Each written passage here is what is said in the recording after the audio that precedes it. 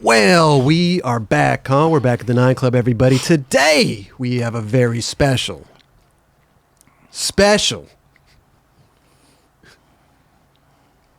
How many specials we going to tell Special guest, Mr. Fabian Alomar is with us. Bro. How are you, dude? I'm good, man. How you? I'm excellent, dude. Thank you for having. Bro, I'm a lot About better. time, bro. Thank you for coming, What man. do you mean 7 years I've been in? out 2.5 years. I've been watching you since I was in prison. We've been waiting, About bro. time. You got- You've been waiting for me to get. I've been waiting. Let's see what he does. We don't want him if he ain't doing shit. Let's see where you're at. You Yeah. know what I mean? Yeah. No, but dude, listen. Just to start this off, big fan. Always have been. Always will be. I mean, listen. From the. I started knowing you around the 60-40 days, right? 60-40 Yeah. Menace, but it goes back even further than that. Yeah. When your younger days, we're talking with the Z rollers. Yeah, Z boys, all that stuff. Yeah, Z, man. That's what kicked it off, really. It's crazy, man. I want to say what really kicked it off was like the sponsorship you got in the hood, though, by the community, by all the kids that were skating. Interesting. So what do you mean by that? Like, because you're one of the baddest skateboarders in the neighborhood, what they do is like everybody, hey, you want to come eat at my house? Yeah. So that was my first like sponsorship, like being in the hood, kind of like just, hey, I got extra clothes because there's always that one couple skaters that just bought everything, Airwalk, everything Jimmy Z's, Yes. everything Fred Siegel, and you wanted that, but you stood with the cutoff Dickies and the t-shirts from the swap meet, but you wanted that shit. But these kids are skating also, or no? Oh yeah, they're skaters too, okay. but they stand around with the little dyed cockatoo Tony Hawk. You know what I'm saying? The little dude, you bro. you didn't have that. You didn't have you didn't have the little dive. Even if is this mic on, homie? Even if I wanted that, I couldn't have that. I would get beat up at home. I couldn't make it through the door with that. What are you trying to do? It's over. Well, this is interesting because like you see the thing going like that, flapping. Yeah. Nah, I don't want none of that. But it's interesting because like you did grow up in kind of gang life, right? So how did that? I was surrounded, Echo Park, surrounded by it, my family. Yeah. How did you even get into skateboarding and not go like that other direction, right? I mean, you were surrounded by it. Hey, it was by mistake for sure. Like we just heard some noise, me and my friend. There's 2 Asian kids down the street that were skating, and we're like, "Where's that noise coming from?" We're on a bike that was both of ours because we stole it. Okay, so you just took turns. You gotta be fair. Yeah. Okay. But it was my day, so I ride and he's on the bars. Oh, okay. So we were doing that, but like that bike, this bike is not built for that. You know what I mean? It's a Royce Union. It's like a girly bike kind of. It's like one of those like the witch on the Wizard of Oz bike. It's like, but we made it into a lowrider. Okay. Supposedly we did. Okay. We dropped a couple things and tried to like make it like this, but it was far from, bro. Absolutely stolen. And like we went over there and those kids were like awling. They had made a ramp and they were awling to re-enter in. Oh, into the. And I was like, you're supposed to go that way. How the fuck? What are you doing? You're going this way? So I was crazy. I was out of it. I was like, whoa. You were invested, right? Yeah. then. So I was like, what? And then my friend was just like, he was on, like, my friend Juan was so dedicated and so, like, he was just that was his whole thing. He was just, I want to do that. I want to skate, but we didn't know how to ask him. He's like, I want to try to get on their board. He goes, no. I go, they're gonna think we're gonna. They think we're gonna steal it. Don't ask him. And so he didn't want to ask him because So I asked him. My friend Juan Haro and all his family, they became my family after. Like, we were already friends, but his brothers and I used to go out. His brothers were a lot older than me by maybe a few years. He had 2 brothers, Armando and Hector. And then there was Juan. And then they had a sister, Anna, and little brother, Georgie. And the other one, so it kept going on and on. Little Jesse. They got brother. And now they're all grown, and they're all my friends. And now they're grown, and they look after me. We're all from DOC. You know what I'm saying? That's the crew. That's the crew with that. Look, check it out. DOC. Okay. Check it out. You see it? Yeah. Other than the fucking arthritis I got. I was going to say, it's a little arthritic. Look. Wait, hold on. He's turning his. Oh, he's moving his fingers with his other hand. Yeah. See? That's what happens when you go to prison and skate. Yeah. So it was all by mistake. You just rolled up on these kids. Rolled up on them. Saw them alling into the launch skating, ramp the wrong way. and then they stopped skating. So then we're like, man, come on, like You made him a little nervous. continue. No, go. So like we just want to watch. And then when he was like, hey, let me ask him. So then from that day on, fast forward, bro. We're like, how can we get these? And where do we get these at? And they said, well, I bought them. And I said, for how much? He said, for like $60-some. So, oh no, hell, that ain't ever happening. Right. No. I could barely get $15 to go get some Converse from Piojito swap meet down there in Alvarado. It ain't happening. You know, MacArthur Park, bro. It ain't $60. I can't do it. I'm not getting no spread, skateboard. yeah. We're gonna have to steal it. I said we're gonna have to steal it. Okay. We have to go to like, where do they sell these at so I could go steal one? And they're like, they go, I don't know. You might have to go to a skate shop. So we go, we're not doing that because that's like a major crime. Let's just go find some fools skating and let's get them and jack them. It was simple. Because How old are you at this point? I'm 13. 13, 14, I'm okay. 13, 14. And I'm like, boards, there was only a few boards out. They were like Veracro, those, what are they? Those glass boards? Like, You said Veriflex? no, Veriflex. Veriflex. So, and then there was Paul Peralta boards were out. And we had GNS. I got me 2 GNS boards that day and went to Glendale, Eagle Rock. They had the donut shop. I know you heard the story. How did you? Okay, keep There's going. a story. There's a story too because we drove around. Okay. We got to go where the Tony Hawk. You know what I'm saying? You gotta follow. You're looking for the Tony Hawk in the wind. I'm looking for the hair, bro. You know. And then like you follow that and you know where the boards are and the money is at. Okay. And then from that point on, it was like we didn't even hurt them. We didn't even try to get their money. All we want is your skateboard. Would you just go, hey, just take it? Just give me your board. What do you do? Give me your board. That's it. Give me, or if you don't give it to me, give me your board. And then they see the face. You know, they see they see that. And it's like, okay. So Made it real easy. give me your fucking board, man. Yeah, it's Oh, easy. chill here. Let me give you my board. Hold on. Yeah. Give me your board. Like, you're not gonna be like, hey, give me your board. Like all happy about Can I get your board? Kelly, could you imagine Kelly doing that? I would No. I could not do it. I No. would fucking look at him and be like, here's my board. Here you can have it. Here, laughing.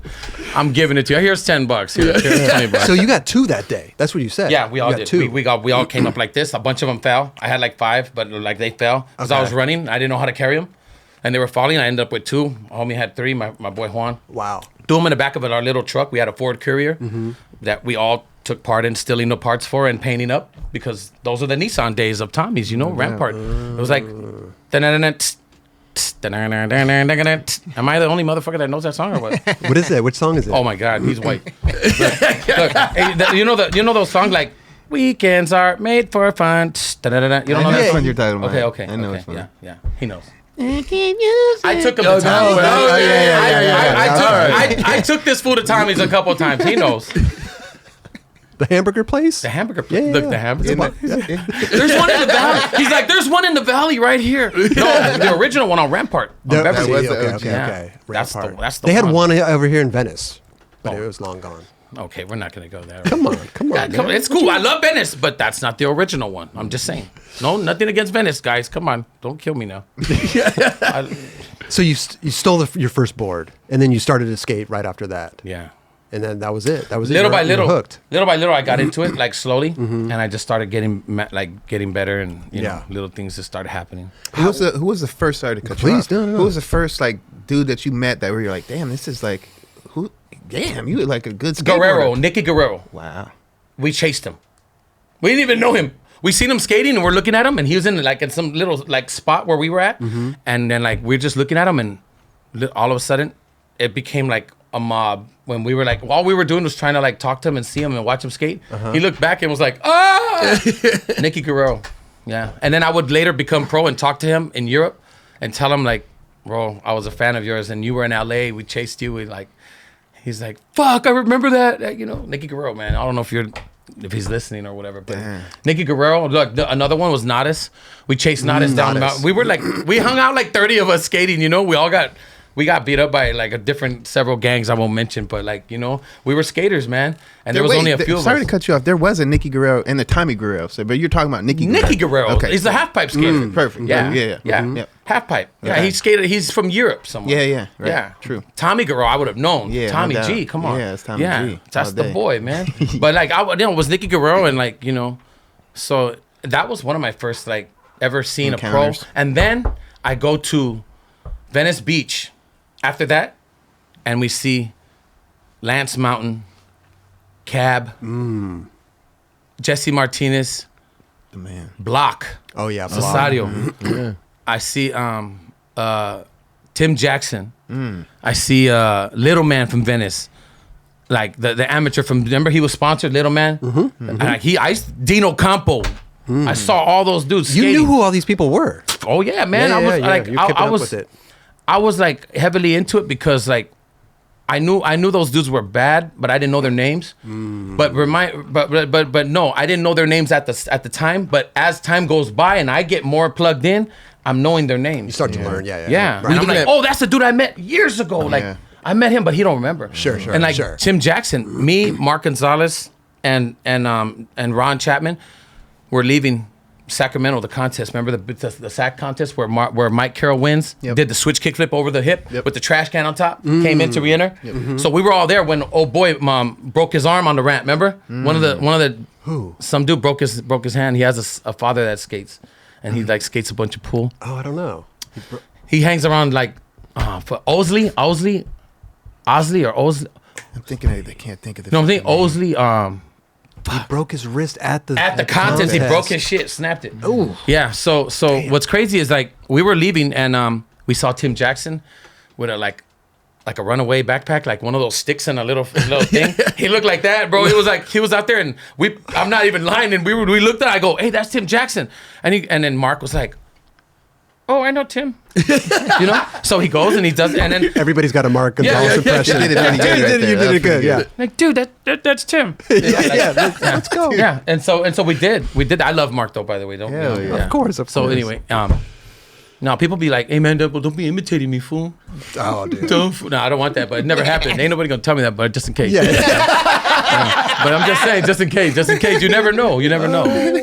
Fools try to get brave, But look, man. we got with Tim Jackson right here. Timmy. Dude, legend. Dog, that Skating was- Venice Dog. right down here. Okay, so he's known for hitting the corners of the walls. You know what I'm saying?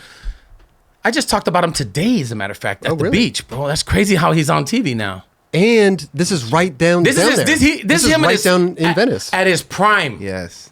killing it. Look at that open shirt, choloed out. Straight legend. Damn. bro. Oh, what was that? Did you see that? He, like- Did he just get close to the wall and just? Yeah, he like got Bro, hit right Tim's there. dope, He man. caught Look, her. look, we saw him on the side of the road, homie. We're like, bro, get in. And he's like, hell yeah, we got. And I go, hey Tim, remember, I used to give me boards down at Venice Beach, and then he was like, oh, dude, that's what's up, man. Like he kind of didn't remember, Right. Because that's Tim, man. He does that to everybody, probably. But I remember, dog, and I was like, hey, man, thank you. I just want to say thank you. And now I skate pro for this company with Mark, and and he was like, fuck, that's dope, man. Like, keep it up, bro. And he looked at me and it's like, Super it was like really cool to see that, Pause podcast. Okay. I need to tell you guys that this episode is brought to us by Athletic Greens. Ooh, we love athletic greens. We do. This is gold in a box, right?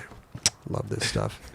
With one delicious scoop of Athletic Greens, you're absorbing 75 high-quality vitamins, minerals, whole food source superfoods, probiotics, and Kelly's favorite thing in the whole world, adaptogens. I love There it is. adaptogens. This special blend of ingredients supports your gut health, your nervous system, your immune system, your energy, recovery, focus, and aging. Well, not only that, Ooh, tell me, Drone. contains less than 1 gram of sugar, no GMOs, no nasty chemicals or artificial anything, while still tasting good. Nothing budget, only buttery, right? Nothing budget, please. Yeah. But it also supports better sleep quality and recovery as well. Tons of people take multivitamins, but it's important that you choose one with high quality ingredients that your body will actually absorb. And it's also better when you not to have a full medicine cabinet full of, supplements. Oh, man. You know, Wait, so I can get rid of all my supplements? Yeah, I was just over at Kelly's house the other day, opened the cap. I was hit with supplements. Get the trash can. Yeah. Throw them in there.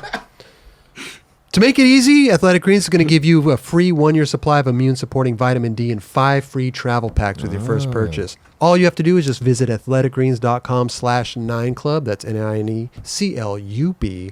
Again, athleticgreens.com/9club. Take ownership of your health and pick up the ultimate daily nutritional insurance today, which is Athletic Greens. Take over your health now. How did you ever get into skating with Mark Gonzales, and how did you even get on 60/40? No. Wait. rewind, because we're talking about Z-Boys first. Because you had a part in their video. Yeah, Devastation. Devastation. That's right. Yeah. With Ricky Oyola. That's right. Wow. That's right. Crazy, bro. How did you? What is this even? We got to play it. We got to play it, dude. This is that's old. When's the last time you watched this? One of Philly's finest, right there. Oh, that dog! Look at that.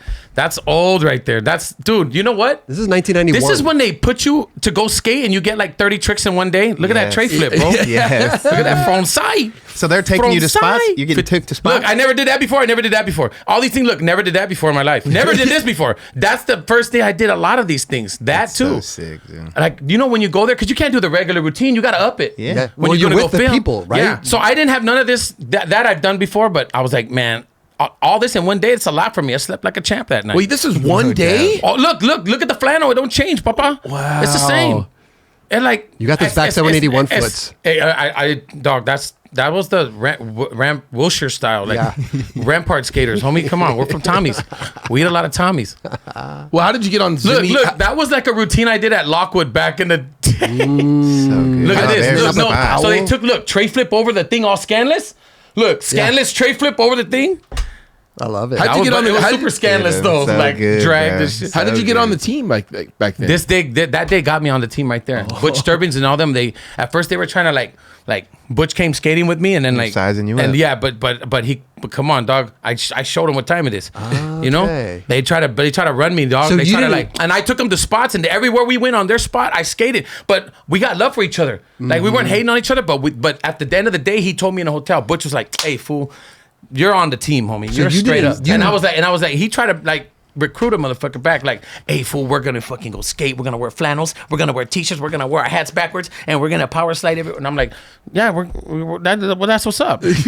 Yeah. So you knew these guys. I did. They wanted to recruit me to Venice. You know what I'm saying? Like, that's the homie though. Okay, Butch is the okay. homie, man. I love that dude. But he didn't know like I'm from like downtown. You know, I'm Yeah. from over here on the other side. Right, And so I right, couldn't right. keep up with them all the time. I don't got no car. I don't got no phone. You don't want to go to my block. When they used to come pick me up for skating, George Wilson, and this is true if George Wilson's listening, George Wilson used to come to my block and go down 3rd and Kenmore when it was 3rd and Kenmore, and then homies will start popping up and start staring at him. Then he said he rode around the block again, and then like they were like, "What's up, man? That's the fucking cop." Like I'm like, so he went to the market and I was out there. Like I came out, I was like, "Dude, Where are you?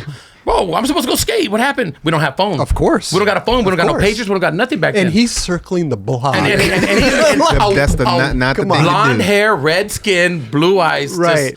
just driving a nice like 4-door car. He looked like a narc, bro. So everybody ran and people were gonna like, "Fuck, what's up?" Like they didn't know what to do, bro. And then he told me the story later. I thought they don't want me to film or whatever. Damn. So I didn't know. And then I go and I get a letter. I get a letter from a package. You know, inside the package came a letter, and they were like, Esther. I believe her name was Esther or Ethel, who worked there at Z, and she was like, "You need to give George a call." So I go to the phone booth back then and call him and be like, "Hey," he's like, "Dude, I was circling your block and it got dangerous and I had to leave. I'm sorry, but look, meet me down the street my at the God. Bonds on 3rd and Vermont. That's about 3 blocks from my house. I just meet him there all the time." He made And it easier. everything came good after that. He just didn't want to go on the He's block. like, "Bro, I can't." And then he would drop me off. Like we were going to, I had all my luggage. I had to go down the hill with all my luggage man. because he didn't want to go down. My street was crazy, bro. Was it really? It was. It was. When I first moved there, see, because I'm always skating, right? I'm always taking off skating. So my family, they stay put. Like my sisters got so involved. All my sisters and my brother, and because of skateboarding, I was able to maneuver and migrate to different land. Sure. Yeah. So when I literally different land. You had to go cross country, bro. Yeah. Like all over. with you, yeah. Yeah. So Because your house was a hot spot, right? Like people would hang out at your house on that. on this block, yeah, and then the next block, yeah. It's like everywhere we went. Right. Not that we started it or anything, but like, you know, Yeah, these people just like to hang out with us. I don't know what it is about us. We're very affable blokes. I don't know.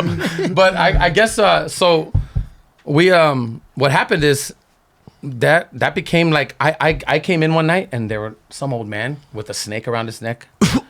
And he's like, "Hey, homie, come here." And I'm like, "Huh? What's up?" And then what they call you? And he with him, he interlocked my arm. He did like this. He locked my arm and he walked me down. All right, we're gonna go see who knows you right here. This is on your block. I live there. I go, yeah, you know my dad? I told him who my dad was. I told him my uncle. He goes, that's your jefe? And I go, yeah. And he goes, okay. Let go. And then he goes, Let okay, go. but stay close to me, please. Stay close to me, okay? And then he let go. We go.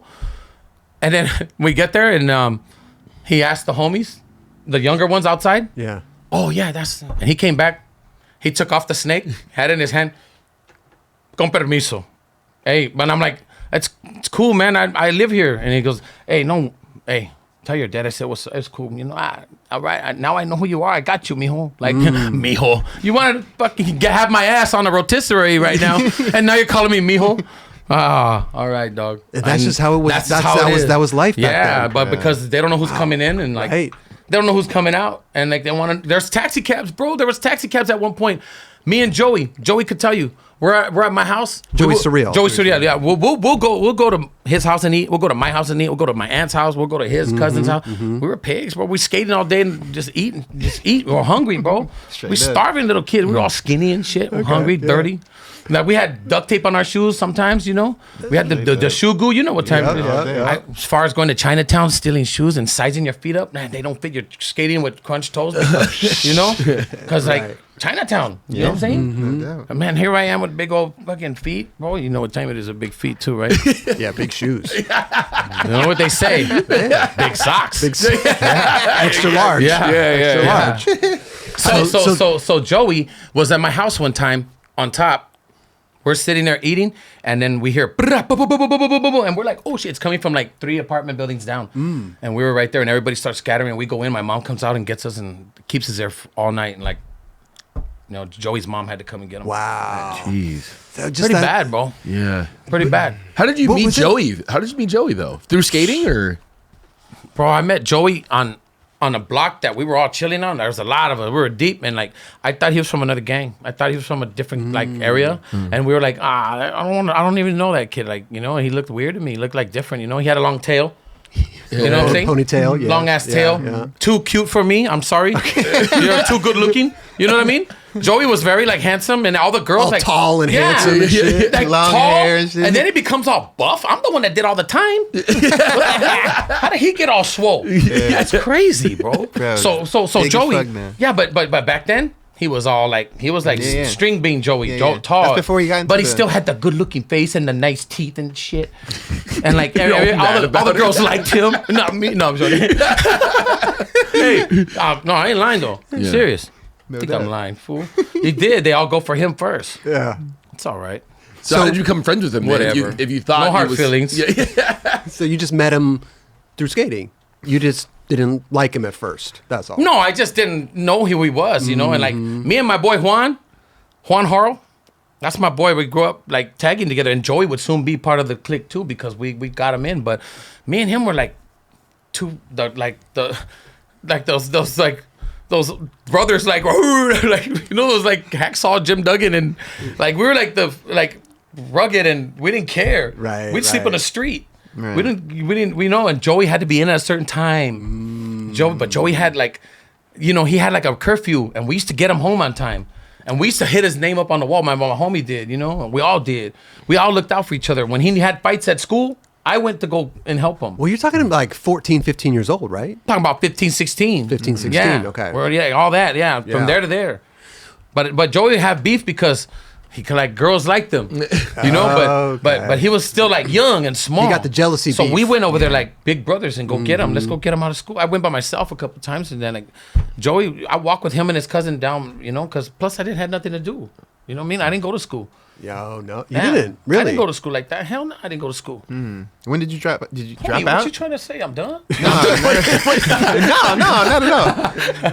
I got the good enough. Yeah, well, good enough. The good enough, yeah. GED, I got good that, enough diploma. and I got the high school and the college credits in Pelican Bay. Oh shit! Okay. Yeah. And one prison I got GED in high school, and the other one I got GED in High Desert, 180 level 4. And then when this next trip, when I had to come back and taste the prison food, see how it was going, on this last one, I went back and I got the I got my college credits. So I You take the equivalency test, you get in there.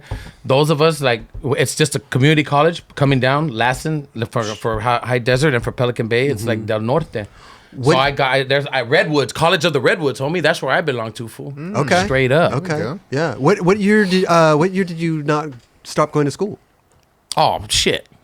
I stopped going to school on my 3rd year of the 9th grade, homie. Oh shit! That was my first prison sentence. Damn. 3 years in the 9th grade. Wait, ninth grade? In the 9th grade in the same school for the 3 years. That was my first jail term. Hold on. What happened? Homie, talk to the teachers. That's what I want to know.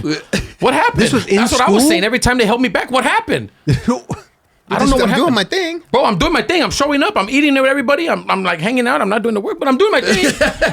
But what happened? What do you mean jail sentence in the ninth grade? I mean, ninth grade. I mean, that was my. Talk to this guy. Oh, I see what you're saying. He stayed in jail in ninth grade for 3 years. I see what you're saying. I thought that was your first. This your boy? I got it. I'm good. I'm good. Good with him? You good? All right. Good. I can leave if you want. No, I just waited. You okay? So listen. Making me thirsty, this guy. No. For real. Let's get back on track. So, 60-40, Mark Gonzales. Yeah. How did that even come into Hey, can I play? get a paper towel? Over there, flashing shit over there. How did you Please? get? How did that come about? Huh? How did the 60-40 come about? Mark Gonzales. I mean, this is a legend right now. We're talking about. We're talking about Like a real legend. street legend, bro. And now you have a chance to skate for his company, 60-40. ATM Click. Oh, So, ATM Click. It started off ATM Click. It turned into 60-40. It started off ATM Click at first. Sure. And it started off here really with Kevin Hartel. Kevin Hartel. Kev Nice from Extra Large. He's working at Extra Large, but he's actually from New York. He came down. He used to ride for Gone. He used to ride for Vision. He was a half pipe skater. So he was real tight friends with Mark and I believe that like Mark told him Takahashi. Extra Large. I know who you're talking about. Again, I'm lost for fucking names too, bro. Paul Takahashi. Paul Takahashi. There we go. Paul T. Yes. Paul T. Okay, Yes. so Paul T. Look, I'm the one that's did all the drugs. And fucking this guy, come on, fucking dude. Okay, come on. See what drugs are good for you sometimes. Look, no, it's not. Listen, it's not. This is a national service. It's not. It's not. PSA. PSA and Yeah. fucking PTSA. Okay. Okay, so Paul Takahashi and Kevin Hartel got to talking at Extra Large. This is how I believe it went down, man. They started rapping about he wanted to do a company because he came back from his hiatus in France. And he was out there for a while, after Blind. And just so happens that World Industries was making a move. And they were like shifting. Right? Sure. Yeah. Rick Howard was shifting, and with Rick, Rick Howard and Mike were going over here, and then that left opportunity for us to like, for all of us to do something. I found this out when I was in New York with Chico Brenes and Stephen Callis, Joey Suriel, and Rick Rivera. Okay. Fucking Riak. Legendary crew. Crazy, huh? And then we were all there, and wait, is there anyone missing out of there? No, I believe Shiloh. No, Shiloh wasn't with us. I don't think so. But we were all there, stuck. I was stuck out there for a while. Me and Joey, because I don't know, something about the money and everything. But I had nothing. All we wanted to do was get product and checks at that time. That's all that I would care about, because we're skaters. We're out of town, and we're living in New York for a while. So all we want is and I guess the money was not coming in or something like that for on time or whatever. Was this 60-40? Like, Yeah, it was by now it would be 60-40. By now, okay. yeah, because it was ATM Click and then 60-40. So we started going out there and like I think other people started coming in after us. By that time Lee Smith was already on, and Sure. we already had You guys had a good squad. Yeah, The I think it was 60-40 dope, good, bro. man. I think I loved it, man. Yeah. I loved it. And then like Menace. What better name to come out with, Dude. And That's fucking, iconic, like, it yeah. just Like, fits. perfect. It just fit perfect. Like we weren't even trying to do nothing bad. It just be ourselves, and it just fit. Well, because 60-40, I mean, that was like 94. Then Menace came in like 95. It was you, Joey. 90, was it 95 or 4? 95? 95. Okay. Fuck, I'm. To graduate high school. Yes, it sounds about right. Yeah, I already had a baby, Holmes. Damn. My kid is now. See, all you guys didn't have no kids back then. I was the only one that couldn't go out. Pobre me. I had to stay home. You know, I couldn't go. I gotta go home, and I gotta go to my kid. Years later, I come out of prison. All you guys got little munchkins now, and my kids are grown. They don't need no supervision. I'm out here you're like good. You're now you're the one out there partying. It was you, Joey Suriel, Eric Pupecki, and Billy Valdez. Yeah. That's the way. Kareem Campbell had the opportunity. Callus. And Oh, Steven. Steven came in a little bit after. Javier. They came in a little bit after. Javier and Lee and Gallus came in a They little came bit a little after, Yeah, right. Yeah, But- those three came in together. Kareem Campbell had the opportunity to start this company because of everything that went down with Yeah. Girl and Chocolate. There was this opening now. They needed to fill this void. Stepped him up. And Kareem picked you guys. He wanted you guys, and I think it was the smartest move. Definitely. It's one of Like- the hardest teams of all Bro, time, dude. You guys had an Straight up. you guys had an image. Not only did you have an image, people were dressing like you. Like this was worldwide. Like people were dressing. I saw my clone. I'm sure. Yeah, in Germany. He I'm was sure.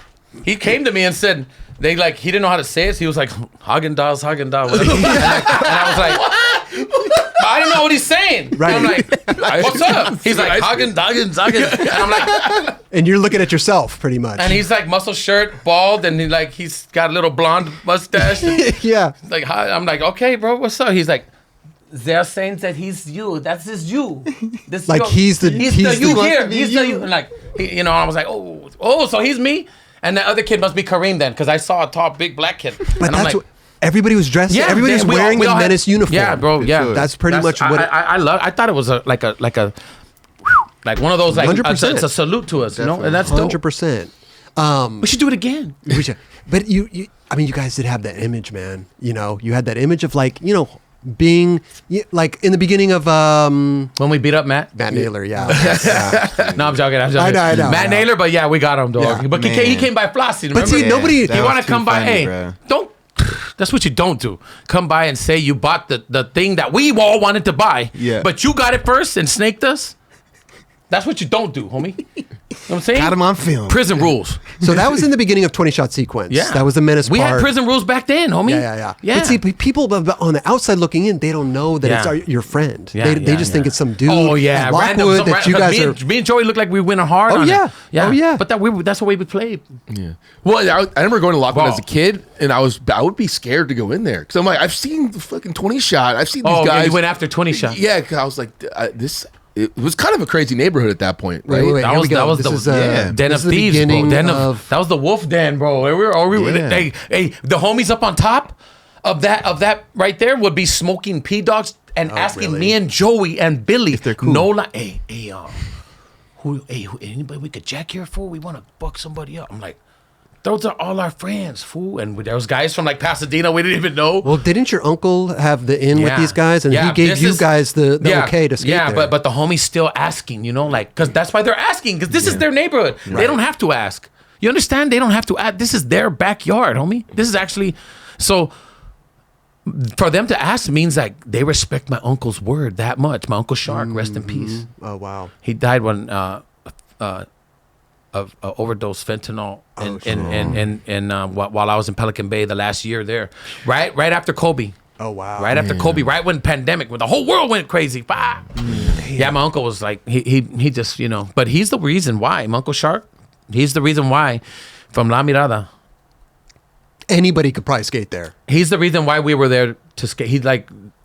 He got that fool that was, you know, because there was another dude there, you know, I'm not going to get into detail, sure. but I could tell you right now, my Uncle Shark is the reason why that I ended up skating there. And then later on, I wasn't sponsored then. So it became, I had to go through that. Nobody else had to go through that. Me and Joey and Juan went through that before any of you guys even showed up. You guys opened the door over there. Bro, it was not. They were giving us a hard time, you know. And I'm like, "Fool, are you kidding me? I grew up right here, and I got my family here and everything. Yeah, but I yeah, never, but I never said my uncle. I never dropped names, and so we fought, and then they would jump us and fight us, and then we'd come back again and skate, and they'd be like, "You're still gonna come back, fool?"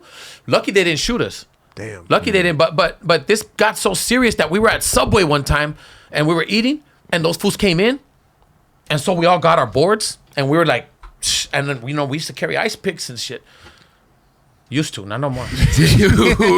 And I pulled out my ice pick. No, but like, no, used to. In Subway, Hey, it's in my hand. the casual. No, What are you no, sniffing, man? Go So ahead. like, anyway, here we go. Yeah. So they come in and then we have a little like, and they're like, hey man, and so we're posted up with boards and they're like, we told you stop, you know, and then they just calmly went in.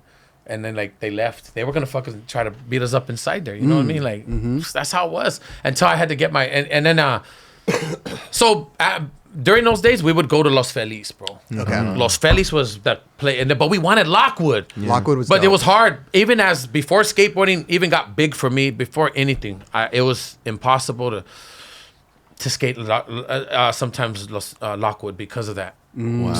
So my uncle was very like.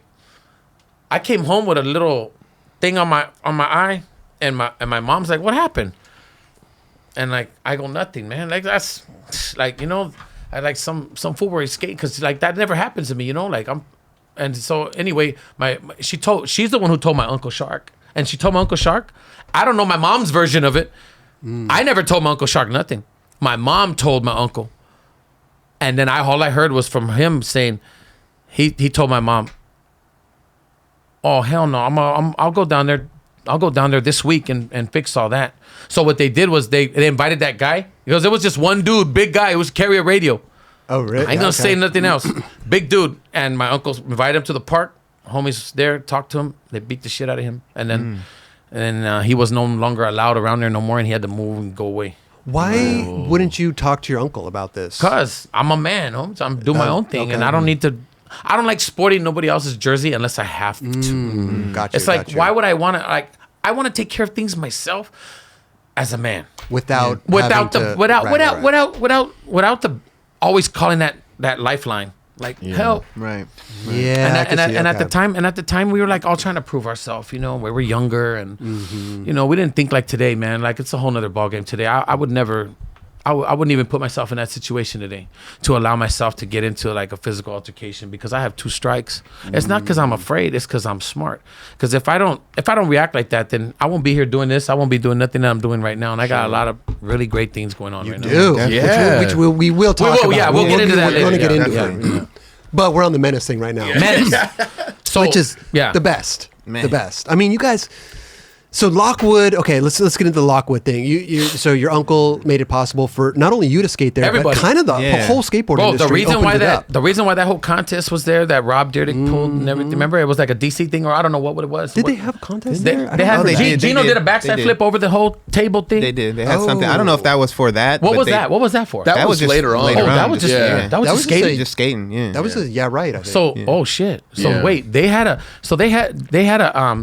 a contest there. Okay, I think I don't remember that. I don't remember that because I remember. Why was Day One was there, and they were doing like Joey was there. Gaber was there. There was something. There was just something there. I seen it when I was locked up. There was something recently. It was an Adidas thing. Oh, that's right. Was it? Yeah, they had like an Adidas thing. There. Oh, yes. recently. Chico and I think Day One, like you said, was there. Okay, but there was one. There was one before too at Lockwood, wasn't there? There was no event there. Not that I can remember. No. Okay. Not Okay. that, I mean, no, none of the skaters would have pulled up. So all those things was just people skating, like just having a good time skating. Yeah. I mean, you would go there and there'd be like 40 people there, dude. No, but look, for real though. I thought it was an event. No, but for real. Thank you for laying down the tracks for us to go skate there because, bro, like Legendary. you said, if you didn't do that, like we probably would have been going into a world of like craziness. You know what I'm saying? Like, bro, I went there with my friends early on, bro. Yeah, look at Chuck Wampler. Yeah, I was 5 minutes behind that. Really?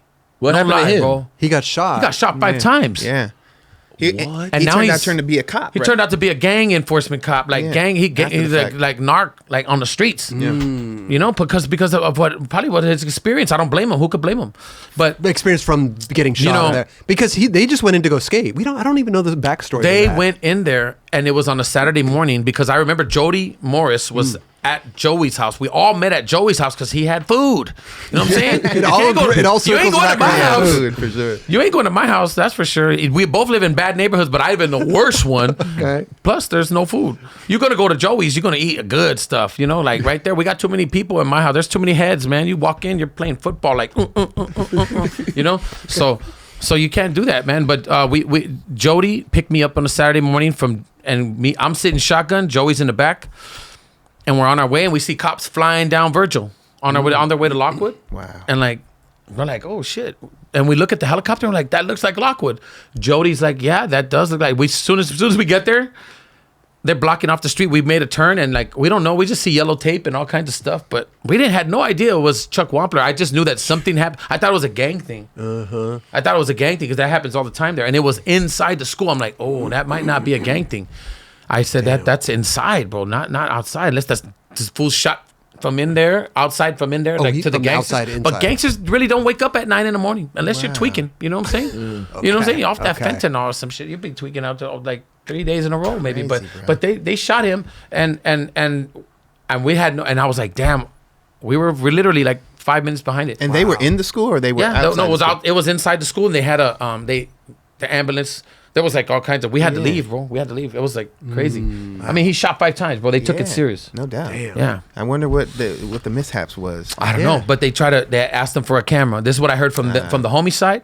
They said, "Give me your camera." He said, they told his filmer, Chuck Wampler's filmer. And from what I understand, this is the version I got from these guys.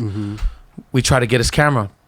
That fool was like, his homeboy came, which is Chuck Wampler. His homeboy came and tried to, nah, you ain't taking his camera. And he's like, what? And he pulled out the gun, and he was like, I guess he hit one of the homies, and then he attempted to, or he was trying to like act standoffish, whether it was a strike or what, and the dude popped off. I believe there was a reason for everything. Sure. Because Wasn't just a because if random- you give it, Yeah, they'll give it to you and nothing will happen. Yeah. But if you put up, I used to rob people, man. You put up a fight, I need that. What I'm after, I need that. And by all means. So you want to get shot for that or stabbed, it's not worth it. Yeah, I remember Lockwood being very. I remember parking and wanting to get inside that school as fast as possible. Like that's how I felt. Like, I was You like, I wanna need to park get into close. I want to park close, wanna and I park want to get close. inside the school so I'm not Yeah. outside of this fence. Yeah, you don't want to park far away and be by the swap meet or run around the block or nothing. My uncle Clement, rest in peace, used to own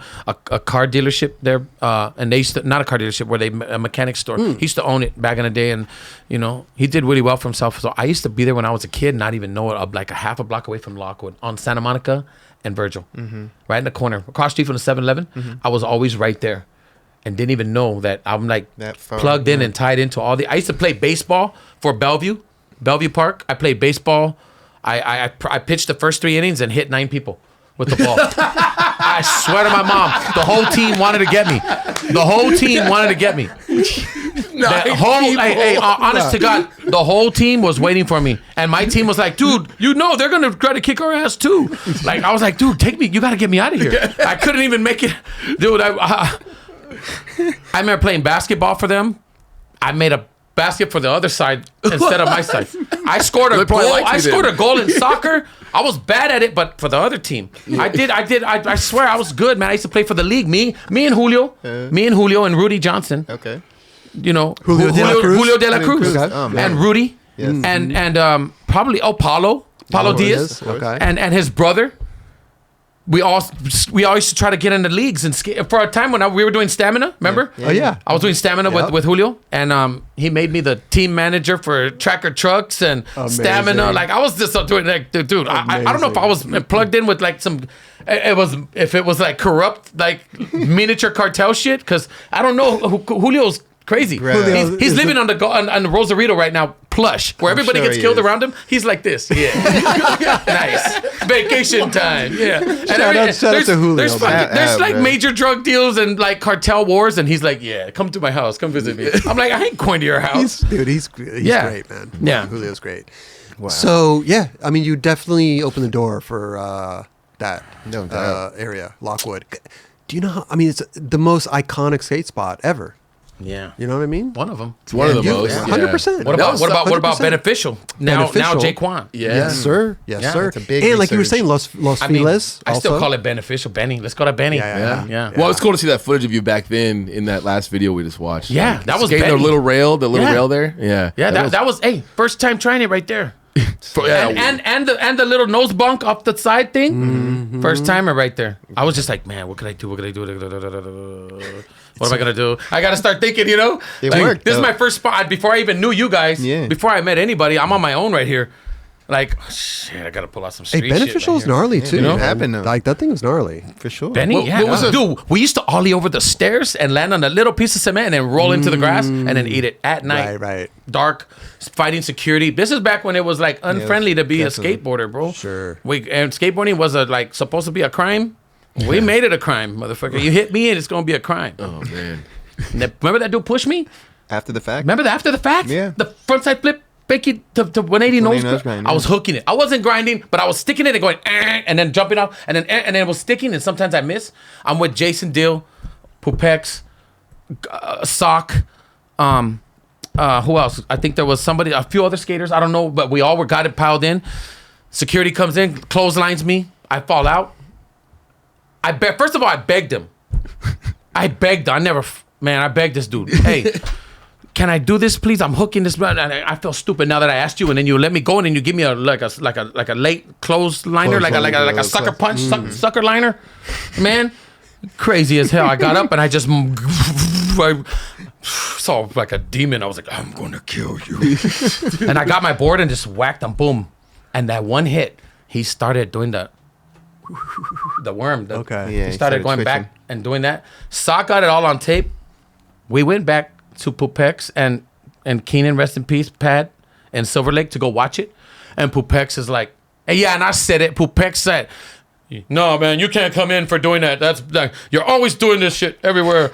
Like, you know? Oh, he was mad at you. Pupex was mad because everywhere we go, I beat somebody up, but it's not my fault. You started. Yeah. You hit me first, or you said something stupid. Like, come on. But you're also trying this trick At the same time, bro, I'm trying to skate and I'm Yeah. reasoning with you. But believe me, a lot has changed. That's back then. Right. Yeah. Right. This is the 90s. Yeah. Yeah. He was 90s. locked in. Don't fuck with him when he's locked in on his Boom. trick. Leave him alone. Yeah, you don't do that to nobody. Right. But you trying to frontside flip nose grind the gap to ledge? The gap to ledge. That is gnarly. He was locking in. I was locking it, and then I was locking. I was fronting the whole time, just fronting with it, and then I just started sticking it a little bit here to here, go boom boom, and then, dude, everybody was doing something sick right there though. Everybody was trying like, so I gotta It's a keep hot up spot, with these yeah. guys, man. Like, Yeah. come on, it's hard to keep up.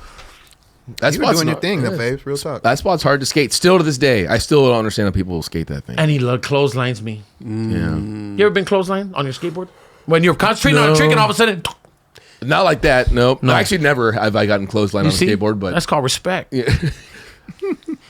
Actually, frontside flip, that's like the perfect trick to do there because it's offset. and it's perfectly because it's here and it's here. Yeah. So Yeah. you don't have to go dead go on. off. Yeah. Yeah. Sideways. Perfect. Yeah. That's what I was. And I had already kick flipped over it and did the thing, and then I was thinking, man, I was frontside. I was in my frontside phase, boy.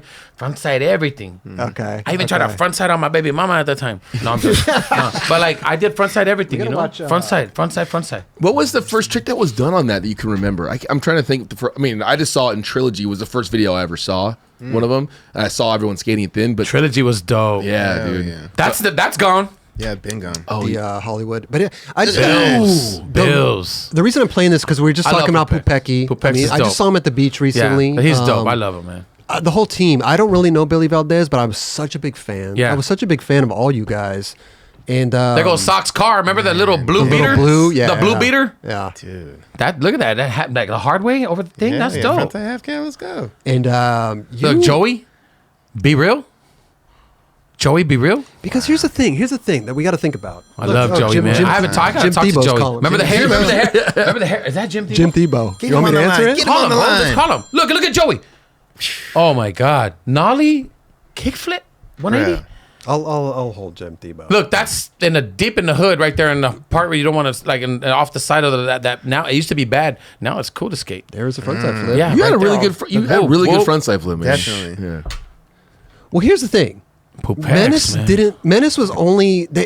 It was literally Trilogy and 20-shot sequence. Right. Those are my favorite pair of shoes right there, bro. The Duffs. Remember the Duffs? Oh, yeah, So look at good. that. Sick for That skating. bro. colorway, too. Sick. But it was short-lived, but Joey. made such an impact. Yeah. You know what I mean? Like we were talking about people dressing like you around the world. Like it's crazy for a company like that to be Yeah. around for in such a short time to have so big of an impact with just a couple video parts. And we didn't even really put out a lot. That's what I'm saying. But people always wanted it. The Hell people yeah. always wanted it, but like you'd get teasers here yeah, and we there. get little stuff here and there, man. Yeah. It's like I wasn't in jail that much. Hell no. I didn't. I think. But it wasn't even you guys. It was because like what happened with the Menace thing was like it was around, but then also they changed the name, the trademark, because we got because we like what happened was there was this guy who was who approached Kareem and had lawyers, and he was like this raver company. And they had like this like pacifier and it said Menace with a pacifier and a little. Right. We didn't want that to be affiliated, so they tried to sue us and they threatened, and we had to stop. Well, you changed. They changed it to MNC. The ravers got us. They changed it to MNC. MNC. But then still that wasn't enough. Hold on. The guy from Russell Simmons. Russell Simmons came in with his lawyers because it was all city, and he had all city for Fat Farm. So that happened that world too.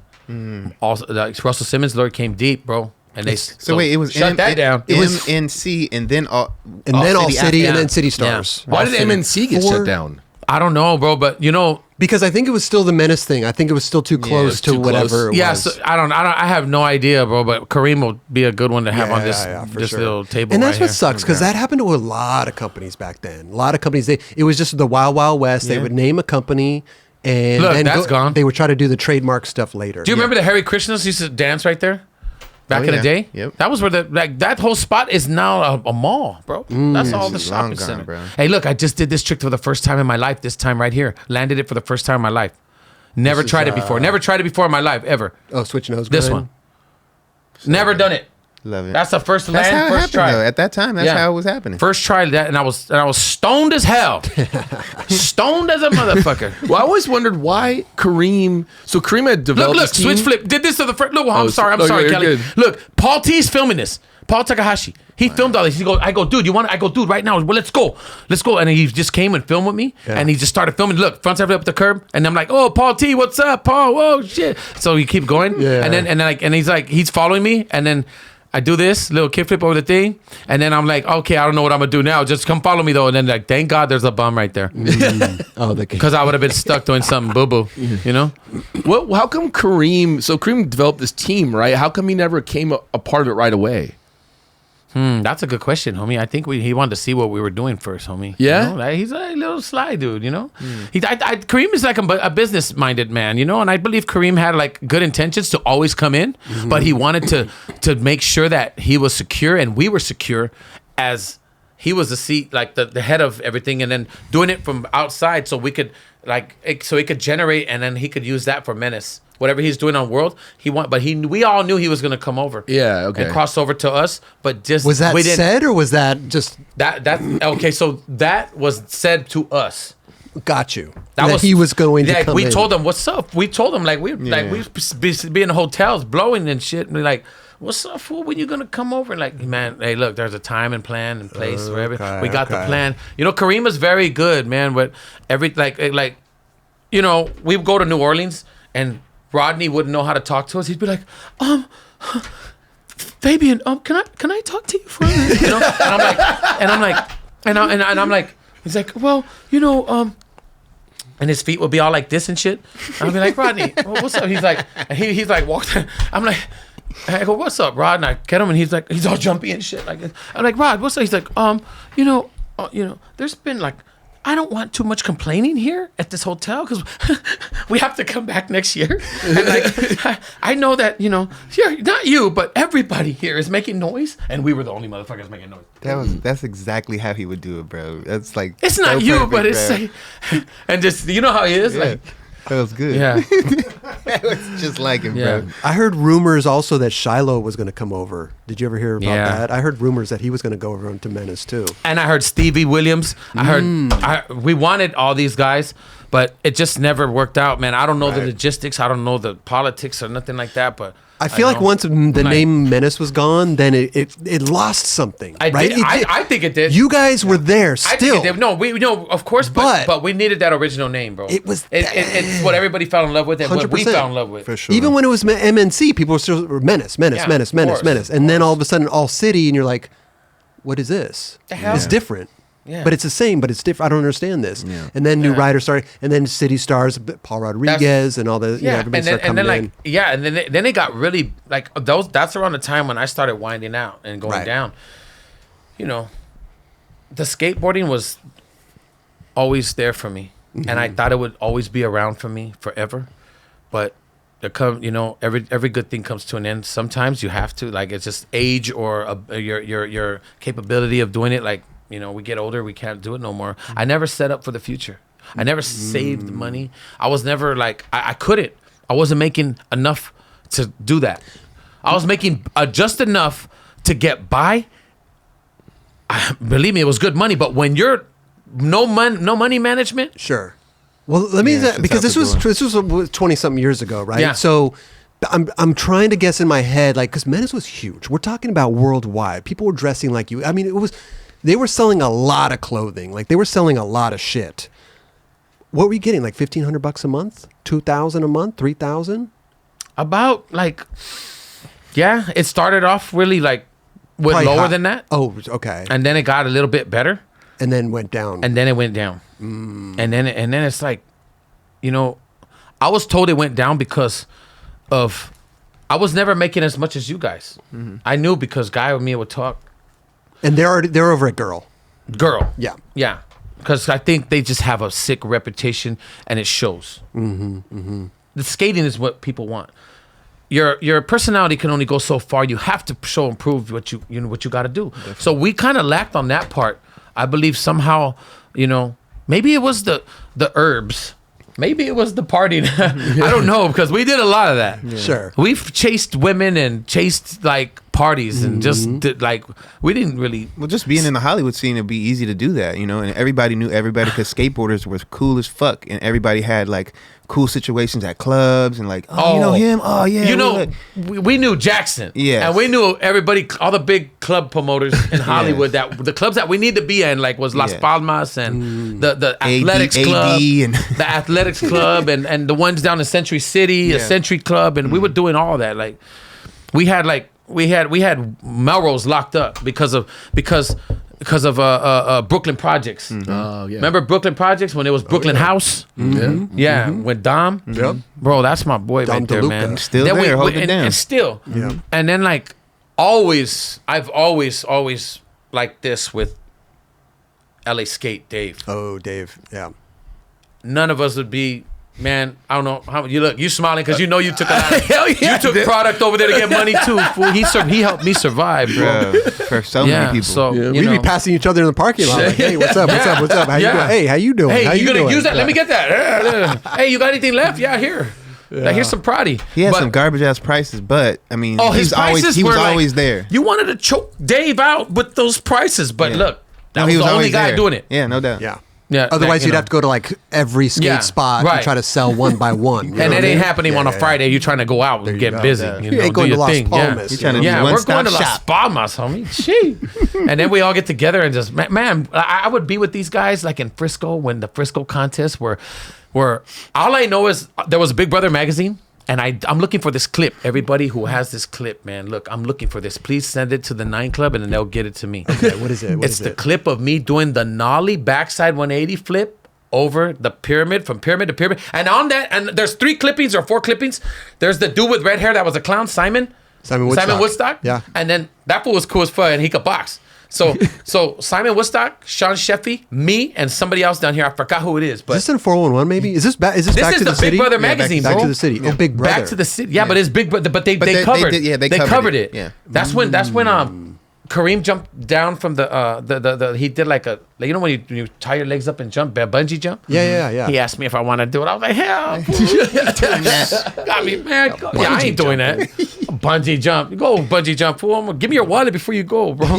Yeah, no, I'm good. So on Menace, when the paycheck started dwindling, because like there's also the phase when Menace got phased out, you were on doing a lot of drugs and other stuff. Bro, I was running around the streets, bro. I was addicted to cocaine. Were you still on Menace when this was going on? Or was this like after Menace? That was during Menace. No. With the drug use of me, was I using drugs during Menace? Well, the downfall of Menace. Because we were already we were MNC or something. We were like Menace, City Stars. I think we were City Stars. When I went out, no. When I went out, it was already I saw P-Rod and I saw the try to think of that kid's name. Mikey Taylor. Just in case. Justin and Case. Mikey. Mikey Taylor, yeah.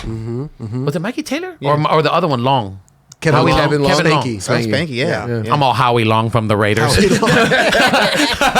Yeah, he rode for us, Howie Long. So you were still on when you saw these kids coming in now. Yeah, but I was already like, Kareem had cut, bro. Kareem was chopping me. They was, you know what I'm saying? He was like, he was, you know. Did he have talks with you about this stuff? Like, you're like, hey man, I don't know what you got going on. You're out doing drugs and shit. What are you trying to do? Or did anyone talk to you about that? Yeah, he was really chapping my high. Yeah. No, I'm joking.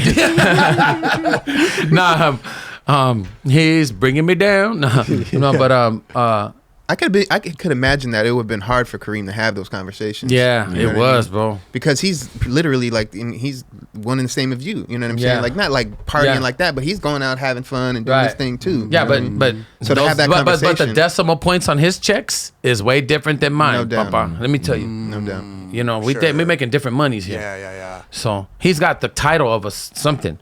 I'm the skater. I'm the, I'm the talent. He's got the all that other airwalk and in the shoe company, what was it? Action. Yeah. Man, that was killing it. So, a lot of that. And then it finally was just phased out, right? You were just like, hey, you're done. Right. Well, no, not like that. He cut it. And then he finally it's not a good combination to smoke, crack, and skateboard at the same time. Let me just, it's not good. You'll break your bones. Jeez. So you were. I think that's what happened. And like, I was like, come down for like a couple days, and then I just went out and skated, and it just fucking wasn't thinking and snapped my ankle. No way. Yeah. That's what happened. Yeah. And I did it out there in like Santa Clarita. Let me ask you a question. We're skating, everything's good. I mean, is it just the partying that catches up, and then all of a sudden you're going from like alcohol to weed to crack? No, it's the. For me, I could only speak for me. It's the environment of the people you surround yourself with. Because if you surround yourself with people that are not doing that and not going into that kind of stuff, then I don't think that you'll have an urge to unless you're just a stone cold basehead out of nowhere, Ezale, you want to just go find it and like do anything for it. But it's the people you're around. Yeah, the people you're around influence you all the time. I feel like that because I'm being influenced right now. That's why I first started skating. Yeah, that's why I started skating. Yeah, and that's why. And then like it's like something that I've always tried to. I don't know how it works out, but I've always been like pretty good at physical stuff. I've always been like good at fighting or good at boxing and like trying to jumping. We jump from roof to roof or stuff like that. So I knew skateboarding was like in my blood already. So I've always fell and rolled around and like I would on purposely jump off the tree and roll. Oh shit! Okay. My house and my grandpa's house and backyard. I climbed a tree. Do pull-ups on a tree. You know what I mean? Like it's way up high and then come back down. I've always been like that. Okay. Me and Carlos, man, we were on that Cholos Try thing. We did all kinds of crazy stuff. Like I've done stuff with yeah. I mean, look, man, I went in like in prison and like the most where you got to be absolute physical. Sure. Some people are not physical. Then you'll see when the shit hits the fan, we'll find out who everybody and what you're made of when the shit's the fan. And like sometimes it goes by fast, and sometimes it's like it goes by fast for people who are not involved, but it feels like forever when you're in there. Well, because I feel like we're actually getting to the prison part, right? Because like right after the Menace thing. Well, that's my downfall right there. That was me, homeless, I was addicted, homeless, running around, and like I would pray I don't run into you guys because I didn't want to see you. And one time I ran into Kenny Hughes, bro. Kenny Hughes was skating the half pipe in that park, the Echo Park swimming pool. That's off the 101 freeway, right off like the little piss pond thing right there. The Echo Park, when the 101 freeway. Well, there's that rail that goes down, but before it was actually skating that. Okay. That ledge? It's not a rail. It's an actual square ledge. Yeah, but it's kind of high. Yeah. Well, I think they were doing like something down that, and I seen like a bunch of guys. I recognized Kenny Hughes and a filmer, but I don't know his name. And like, I was high as hell. Been up nights before, Just like you could see it in a man's eyes. You could see it in anybody's eyes when they're not sleeping and when they're just like drinking and or when they're on a bender, on a sick one. Like right. you're just on a sick one. I gotta say it. Like you're just you know You could feel it. You could kind of see it, like the dude's reactions. Like you might see a jaw go like this once in a while. You know what I'm saying? Like you'll see like reactions like crazy. Like I don't know. I don't know what it is, but it's like I had that, bro. And I had that look in my eye. And you were scared to see them, to see you like that. I had respect enough for them not to see me that way for myself. Because I didn't want them to see me that way. Right. I know they're healthy as hell. They're doing good. I'm the fool that I don't want them to see me because I'm like, man. So did you see him? Did you talk to him? Yeah, passed by trying to be like, hey, what's up, guys? I'm gonna go get my board right now. I'm trying to hey, what's up? I'm gonna go get my board. I'm gonna be right back, homie. You gonna be right here? Yeah. Oh, are you gonna stay right here? Yeah. I'm about to hit this shit too with you, bro. What? And then he was and then I was like, yeah, man. And I took off. They were like, hey, man, take it easy, Fabian. Be good, man. And I was like, me? I'm good, homie. I took off. Damn. And I just didn't. I was like, oh man. Whew, I pulled that one off. I don't think they knew anything. You think they know? Yeah, they couldn't tell. And then but like we were saying, like shortly after that was the downfall, right? Yeah, then carjacking fools, robbing and stealing. That's I've always had this big like macho ego from my father who showed me how to use a knife when I was young and rob and steal, and my dad showed me how to protect myself. You know, he always showed me how to like, we ain't raising no punks. And that's when I was like 7 or that's crazy. 8 years old. Yeah, we're not gonna raise 6 years old. Hey, you know, like there was a kid taking my money in school at Alexandra Elementary off of Beverly. Yep. Alexandra School Elementary. I used to go there. I went there and this kid was taking my money. His name was Matthew. I remember Matthew. What up? Little shout out to Matthew real quick. He's gonna hit you up on Facebook later. Yeah. What it do? You got that money? Yeah. No. So what happened? You're in elementary. So he's taking my money. Yeah. And would you fight him? No, man. He was bigger than me, and he had a friend, and so he would go into my lunch pail, that lunch box, a little Fonzie thing with hey Fonzie. Remember, I loved Fonzie because he was cool. Jump the shark. So yeah. I opened it, and he would just take whatever he wanted, and like I didn't say nothing because he was bigger than me, man. I know what that feels like. I got uncles his age that they hurt, you know. They're always hitting me into Charlie, and I just didn't know him, and you're scared of him. He's like a gang member. He looked like one, but his hair combed back and stuff. And I had mine till split like this, and I was like always trying to keep it like Elvis because I loved Elvis and the Fonz. Okay. I'm younger than him, and he does this to a lot of kids. And his homeboy they've done this to me several times, like 2-3 times out of the week they would come around. And at that time, like, I used to wet my pants. You know what I'm saying? I'm like, I had a pee-pee problem. So I'm like, damn. Like, I used to wake up with wet bed, getting hit by my dad, and then go to school and get fucked up by this guy. Damn. You know what I'm saying? So I'm like, fuck this shit. Like, so my dad's like, I told my mom. I tell my mom everything. You know, you tell your mother because I feel easier to talk to. Because my mom's easy. Yeah, she's like, mijo, don't, you know. But then when she feels like you're being a little like weirdo, she'll be like, what? Get out there and go do that. You know, like, but she'll carry you. She'll know. My dad's like all like, what? Like he's gonna judge me and kick my, you know, he's gonna want me to come over here. But then he found out, and then he said, come here. Go get me your pencil. Go get me your pencil. And then my mom's like, she don't want him to do that, you know. Look at this guy, Rick Kosick. Are we live? Yeah. Are we live? Dude, Jim Thiebaud's calling me. Rick Kosick's calling you. Wait, we're live? I mean, we're filming. Okay, we're filming. Yeah. Okay, we're okay because I think I'm thinking they're seeing me and shit. No. We're not live. Okay, so No. Yeah, he's not seeing you on the screen somewhere right now. No. Okay, just gave Rick a shout out. Okay, good. All right, cool. Anyway, so I'm He gives you. I can't get your pencil. I can't. And he sharpens it with his knife, and he's sharpening it, and like he's like, look, you know, he put this in my little pocket here and told me to, you know, hey, don't let nobody, you just go. Like he got my hand and like act like a stabbing motion. Yeah. Something, you know, like I didn't even think. I was like, what? You want me to stab him? I was all excited, like stab him, and like I couldn't do it. The next step, my mom's like, no arguing, like, and I'm like, and in front of him, I was like, yeah, I could do it, but in reality, I went to school, I couldn't do it. Right. I was scared. The fool for the next 3 days, he took my shit. For the next 3 days, that was Wednesday. I was supposed to stab him Wednesday, Thursday, Friday. He was on a schedule. He was on. Like, dude, in prison, I would have been a dead man. Let me tell you, it's supposed to stab him. You're supposed to stab him. I'm sorry, you just got to do it. But like, we live by different rules. But this is What am I? Wood pile? What is it? What is that? Peckerwood? Wood Is that pile. He's Peckerwood. They were like, everybody have a wood night. Wood night. They say good night. Wood night. Yeah. And that's what they say out loud in jail? Yeah. Okay, wait. We have to get we have to get to the jail part, let's get right? to it, Downfall, everything's going on. You said carjacking, robbing people, all that stuff. That's when you get busted, and that's when you go to jail for 8 years? Yeah. They sentenced me to 7. I was supposed to do 6 and 6.5. Okay. But I got in trouble in there, so. You were high?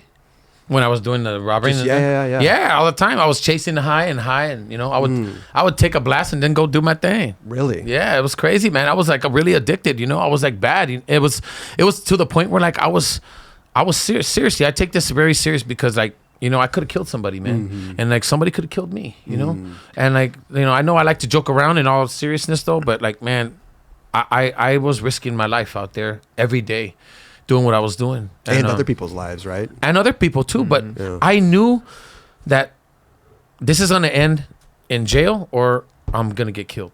And that's the only way out.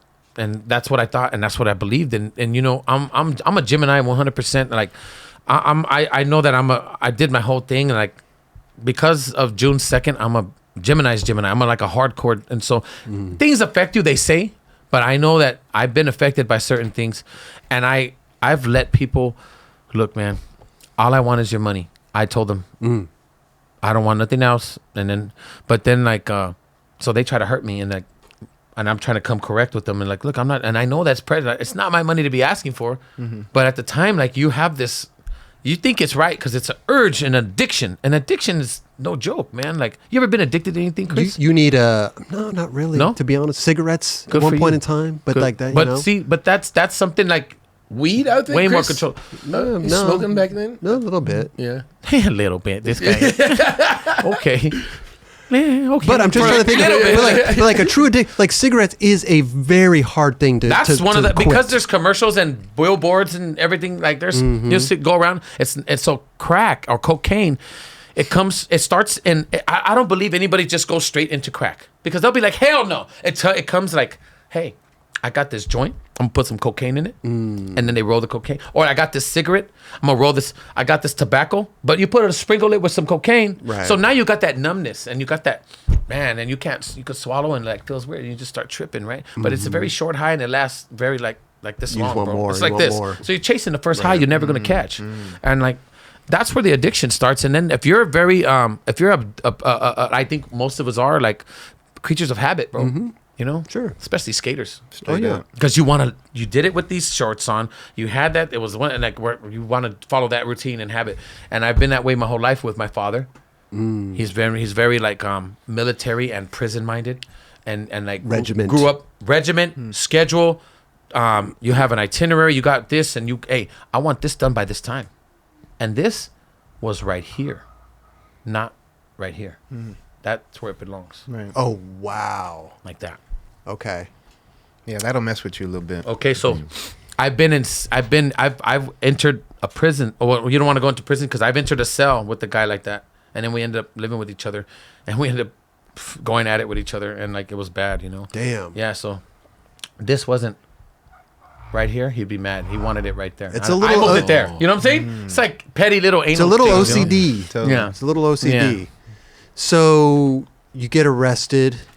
They sentenced you what? 6.5 years? They sentenced me 7. 7. Yeah, but you end up, out of seven, you do 6.5. Right. With good behavior. But you did 8, no? Almost 9? I did 8 and some change. Because of the surprise shit you did in there. Because they set you up in there for failure. They try to put people in your cell that not supposed to be there, or you got to go do things on the yard. Things come up all the time. Okay. You first go in. This is your first time. My first time, yeah. In penitentiary. Whoa, my first time getting penitentiary. It sounded like penetrated. No way, penitentiary. Going to the penitentiary. But you know what I mean? Yeah. Getting penitentiary. You went to state pen and they pinned you. No, it's not what I meant. But yeah. Okay, yeah. Okay. Yeah. Getting penetration. But what was the feeling like? I mean, here you are, a skater, growing up. I mean, I'm assuming you knew people that have been in jail and all this stuff and heard stories. I already knew pretty much the whole thing. Yeah, because family or just growing up, I watched American Me. No, I'm sorry. Blood in, blood out. Were you but you were you really scared, though. though? I mean, Like, of were you? course. Yeah. Bro, everybody asked me, hey, man, when did you start acting? I did my best acting in prison, brother. Seriously. Trying to act like I wasn't scared to go out there and do what I had to do or be around these guys and just have to, you know. Sometimes you're it's not even you. It's like you double question and double check your own life because, like, they're only gonna get you if you have smut in your life, if you've done something in your past. You understand? Yeah. Okay. And if it shows up or somebody does this little, you know, this is evil in there, bro. The less you say, the more longer you live. And it's just like a lot of people like to add salsa to this whole thing and Like make up shit? Yeah, like extras, bro. Why you adding salsa to the shit for, man? It's good like that. So you could be in there, you know, doing your job, and people will hate on you for for whatever reason. But if you're not doing anything and you're just like an inmate in there, like I was just working out and have, you know, but always I have to, before I go to yard and these level 4s and the 180s and all that, I would just be like, all right, man, like I hope they don't come around to me today. And you know, Who's they? well, the fellas. Anybody. Yeah, the fellas. No, not just anybody. You're my people. Okay. Gotcha. My people, like us. And it's a racial thing. Yeah. So your people are going to be the ones to take care of you and to take care of you. You understand? So Tell you what to do. and what not to do. And they're going to be the ones to discipline you and chastise you and carry you along if you're one of their, you know, you could be smooth depending on how you want to. If you're one of those guys that live loosely and want to be like, if you were chancing on the street and you got away with not paying your dope dealer or getting away with all this, you think you're slick. You think you're gonna be slick in these prison yards. You could probably get slick in a level 1, maybe a level 2. But when you hit the 4 yards and the 180s, these are all shoe kickouts. These guys been down in the shoe and they're like, you know, they're level 4. It's a whole nother environment. What does level 4 mean? I'm sorry. It's just levels. They're levels 1. Look, here it is. There's a fire camp, which you could go to, a fire camp, and then there's after fire camp they got level 1s, and then you go to like these level 2s, and then you pick up more points. Meaning you pick up points is by getting in trouble. So they have a scale. If you go back then, it was like 52, 51. I had like 60 some. I had like 60 some points. So I had to be, you know, I automatically qualified because while I was in court in the county jail for about 14 months in a county jail where one soup is $1.18 and the soups out here are just a quarter. Your pockets start hurting, man. And you're like, damn, you know, your family can't take care of you like that in there. So a lot of times you just, you know, you eat with the homies. But then when the homies, you know, when it's time to put in work and they need a favor, well, I've been giving you cosmetics and feeding you, and you know, we're taking care of you, homie. So we can't do us this favor. What type of favor would that be? Beat the shit out of that guy. Damn. So level 4 would be Stab him. level. Yeah. Well, yeah, but Yeah, level. there's no beat. No, that's that. Level There's no 4 fight. There's hardly any fighting. Right. Rarely any fighting. If they fight, it's like because they're, you know, that's rare. It's like, but there's a lot of like weapons. Just injuring motherfuckers. Oh, airlifted, bro. Airlifted. The helicopter landed on the yard. Take them straight to the hospital and in a hurry. Yeah. Crazy. Yeah, it's bad, man. It's like it's bad in prison. Like, and you know, we're in California, homie. Look around us. There's nothing but gangsters, and you got every color, and like there's Aryan brothers. You got the Black Gorillas family, and you got us, and you know all that. Like there's there's all kinds of stuff. There's Southerners, and then you got Asians. Dude, it's so much in California prisons, bro. It's a deal with to just walk in there and be a non-affiliate would have to go with the other, and you have to qualify to be an other. How would you qualify? You cannot be looking like me or him and try to say I'm an other. Hey guys, I'm from LA and I'm out of Echo Park, you know. I'm another. I'm another, you know. So what are you then? And they're gonna look at you and be like, what? like you're trying to dodge or beat around. You're trying to avoid. And they know. So there's no. So another would be like, you know, a guy from like somewhere else, whether you're from like the Philippines or Iraq or something like that, you could qualify, but you would have to go as, you know, others are Asians, Cubans, anything like Dominicans come in like that, you know. There's even been Puerto Ricans, and hey, I'm Puerto Rican too. What's up, man? And I would talk to them. I'm Mexican, Puerto Rican, right? I'll go talk to them, and I've got guys like, you know, and I've talked to them and be like, you want to stay here with the others, or you want to, you know, come over? You could. I don't know how they don't know no better, bro. They don't know any better. So I'm not nobody to do that, but I would tell other people like, hey, this guy needs a sponsor. You know what I'm saying? Yeah. Throw him a bone, man. He's stuck over here. I think he'd be cool with us. But we just got to talk to him and give him now. But there's like, you know, there's rules to everything. We can't walk between your tables. Just walking between tables is it's like a lot of things. Really? Yo, no, it's very the little things like that. You have to be careful, you know. So the rules in there are very like, this is our table. So to walk between, say there was two white tables. There's two white tables here, and a black walks in, it'd be in trouble. It'd be like, hey, we don't do that to you. You gotta go around and go around the long way to get to that water right here, to get that water faucet, to go to the other side. Yeah. You cannot walk through, and it's just out of respect. That's like a disruption right there, bro, big time. And like, you don't walk through their bed bunks. The bed bunks are they're open, and you could look at it, but in our eyes, we have a pattern that we have to take, and we cannot go, and there's no way you're gonna walk through there, because there's rules that are set for order. Because without order, it's chaos, and you can't have that. And we don't want people just popping off, fighting here. It disrupts the flow of everything coming in. But all the inmates are setting up these rules for the order. Our rules before the guards' rules. Right. It's crazy, but it's survival. The world, and that's really how it is. And I mean, and like, without going too deep into it, there are their rules, and then there's our rules. You understand? Sure. And if you want to survive, you have to go. Yeah, like some people don't. I never raised my hand. They've always been like, "Hey, can you do this for us?" I can't. Do I have a choice? I know. I was gonna say, can you say no? Like, how is this? You're acting. Of course. Yay! I'm your guy. Let's go. What if you were like, "Nah, I'm good." Hey, you know what? Not today, homie. You got me on a bad day. I know, right? I'm sorry, I'm just not feeling it. No. Like, you can't. Okay. Yeah. What you can't do that, right? What do they do at that scenario if you say no? I mean, did that ever happen? Yeah. Yeah. You said no to things. Oh no. Not me. I'm a yes man. Bro. Oh, yeah. I'm a yes man. So no, guys have said no. They get dealt with. Yeah. And then that's when they say, hey, and I'm like, yes.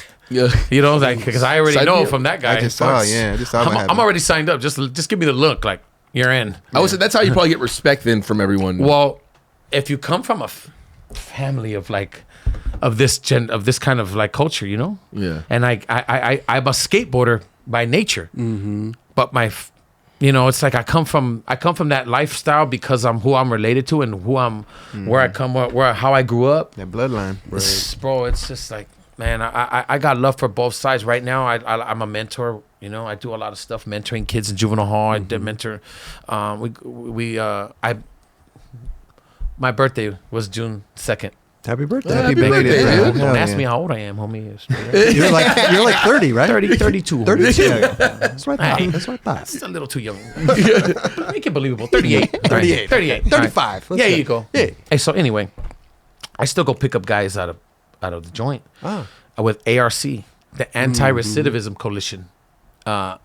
It's an organization that's like I fell in love with, man, and I met them in Pelican Bay with Scott Budnick, and I ran into them when I got out. They helped me come home. They flew me home instead of me taking a 17-hour bus ride. Wow. And yeah, it was super cool, man. Like I got to give back, and I love that. You want to know something? It's so crazy because about 3 months or 4 months before I could come home, a man named Elgin James, who's the showrunner, I guess, or the guy for the guy that directs. He's the director, and I don't know if he's a showrunner, but he's one of the guys who created Mayans MC. He tells me, "Hey, man, I put up a ARC certificate, you know, online. I posted it on my page. my family did. I didn't. I didn't have a phone. Okay, so all right, I didn't have a phone. Fool. Nah. He winks at me. No. We're not on camera. We're not on camera. Huh? So it's not obvious. But anyway, I had I posted it and he answered back, "Hey man, let's get you on set and call me when you get out." Wow. And I did, bro. I had the little Obama phone they give you, that little free thing, and I got on my Obama and I was like, and I called him and he's like, 3 weeks later, bro, I'm on the set, homie. This is a spin-off of the other show, Sons of Anarchy. Sons of Anarchy. Yeah. That's right. That's right. And I'm on there and I'm like, he made me Rooster, the president, bro, of Portland. dope, I was like, dude. How far? This is right when you're getting out. The first time. This is right when you're getting out. This the first last time, yeah. Oh, this last time. This last time. Got yeah. you. This Okay, last okay. time here. Yeah. The first time I came out and I started doing. The first time I came out, I did the Crail tap. Yeah. I went over there to Girl, started skating with Gabe.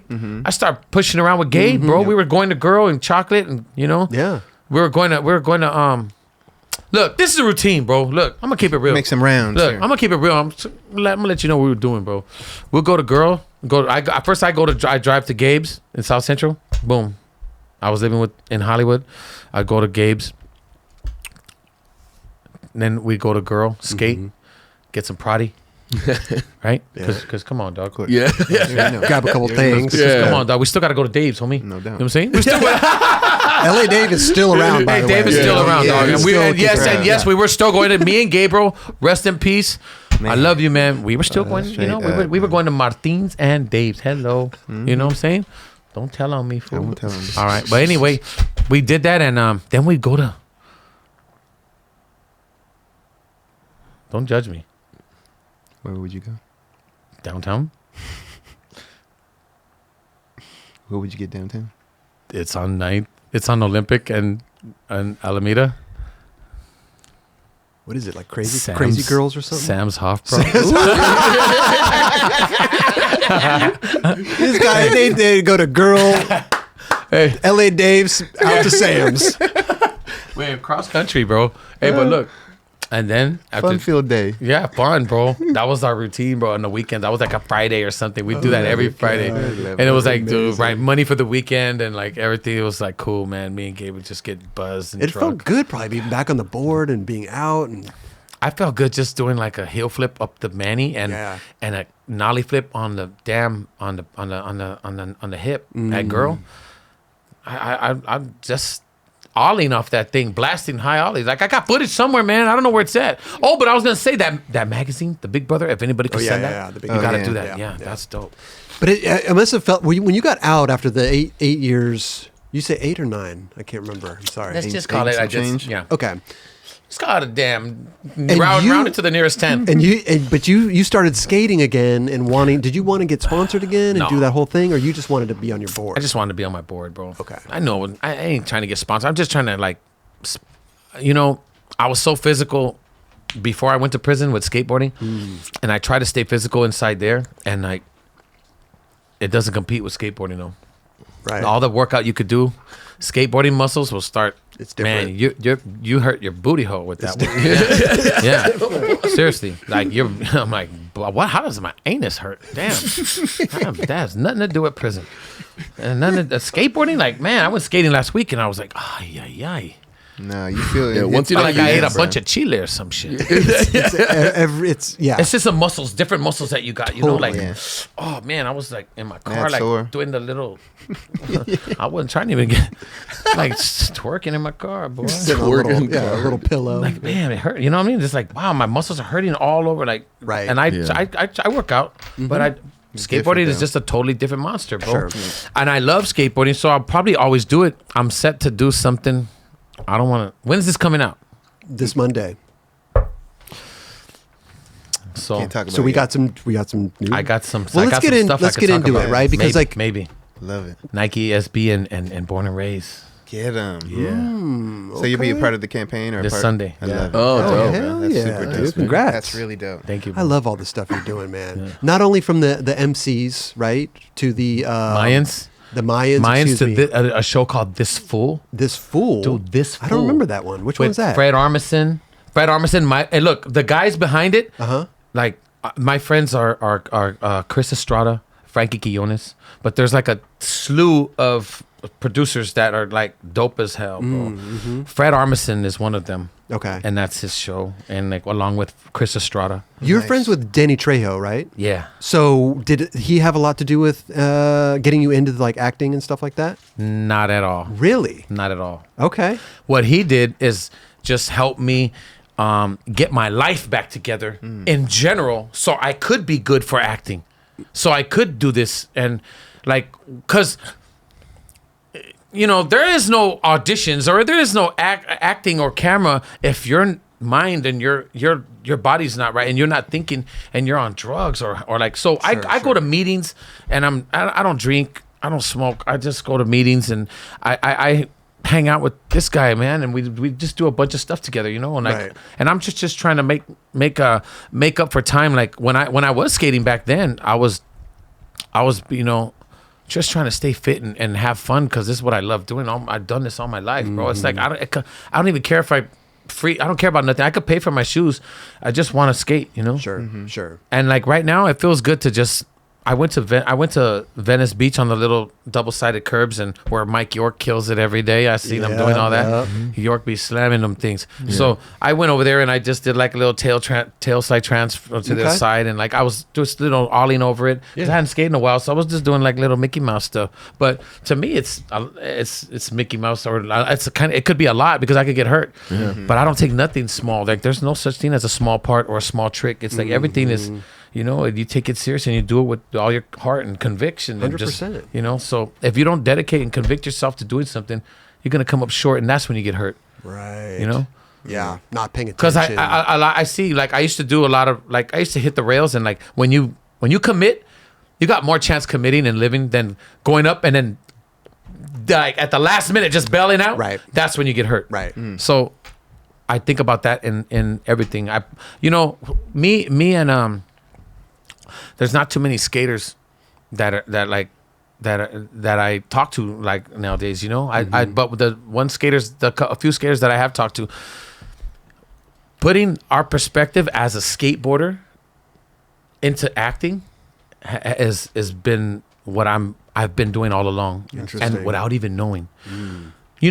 As a skater, you always want to do better, and you always want to up it. And you always want to do it longer and better, and just so I was always in front of the camera, and there's pressure as an actor if you don't know the work or understand your lines. And even if you do, sometimes the crowd or the cameras can make you forget and make you like, man, I got or get stuck or stumble. Yeah.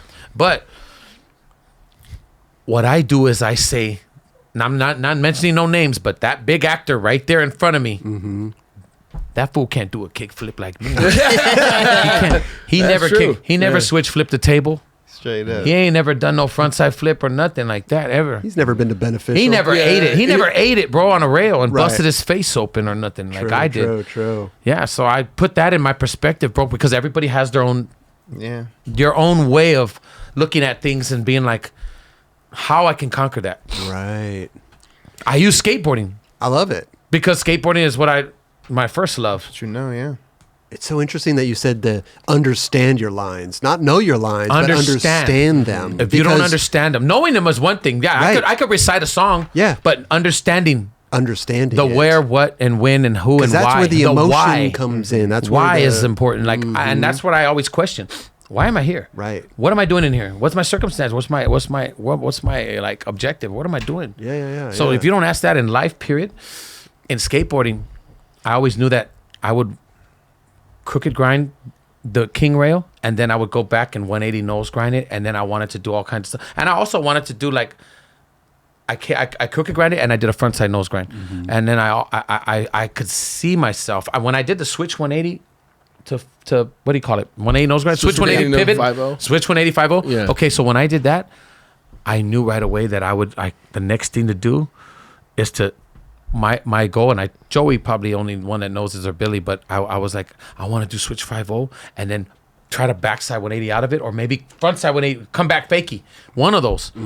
I would that would be, but I think King was a little too steep for that. Definitely. So that was a steep rail. Dude. and I tweaked my rail. I tweaked my rail. I tweaked my ankle on that rail with Lance Mountain shooting a DVS ad. You know that DVS calendar where I'm doing a cookie grind?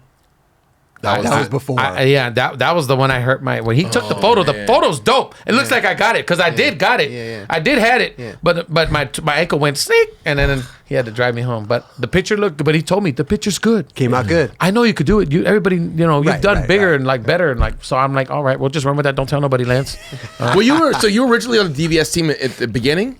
Yeah, bro. In the beginning, So both of you guys. Yeah. When we would all take those photos together, I was on the team. Yeah. Yeah. That's dope how Tim came to me. And you know what's crazy? I got sponsored twice, bro, at Los Feliz. I was skating Los Feliz, bro, and Jim Thibault, who just called you, and Nikki and Tommy Guerrero, and them two they had the Spitfire and Thunder team going on. Remember Spitfire Thunder came together in a package? Yeah. I was at Los Feliz when I got on. I was doing 180 nose grinds across the bench. Oh, yeah. And I had my little Z rollers on and they were flying, boy. I was grinding. Now I'm used to my Z roller trucks, bro. Anything you guys got, you can't grind. I was flying on it. I was like, so I had more like I would just go real slow and just once you get on, you just go buttery. Yeah. It's like you're doing a manual. It's like you're doing a manual up there. Yeah. Hey, dog, I'm serious. So I knew how slick they were. I knew the spin, and like I didn't even have to go like if I went fast. So I was going so fast. Look at you guys right here on Spitfire, dog.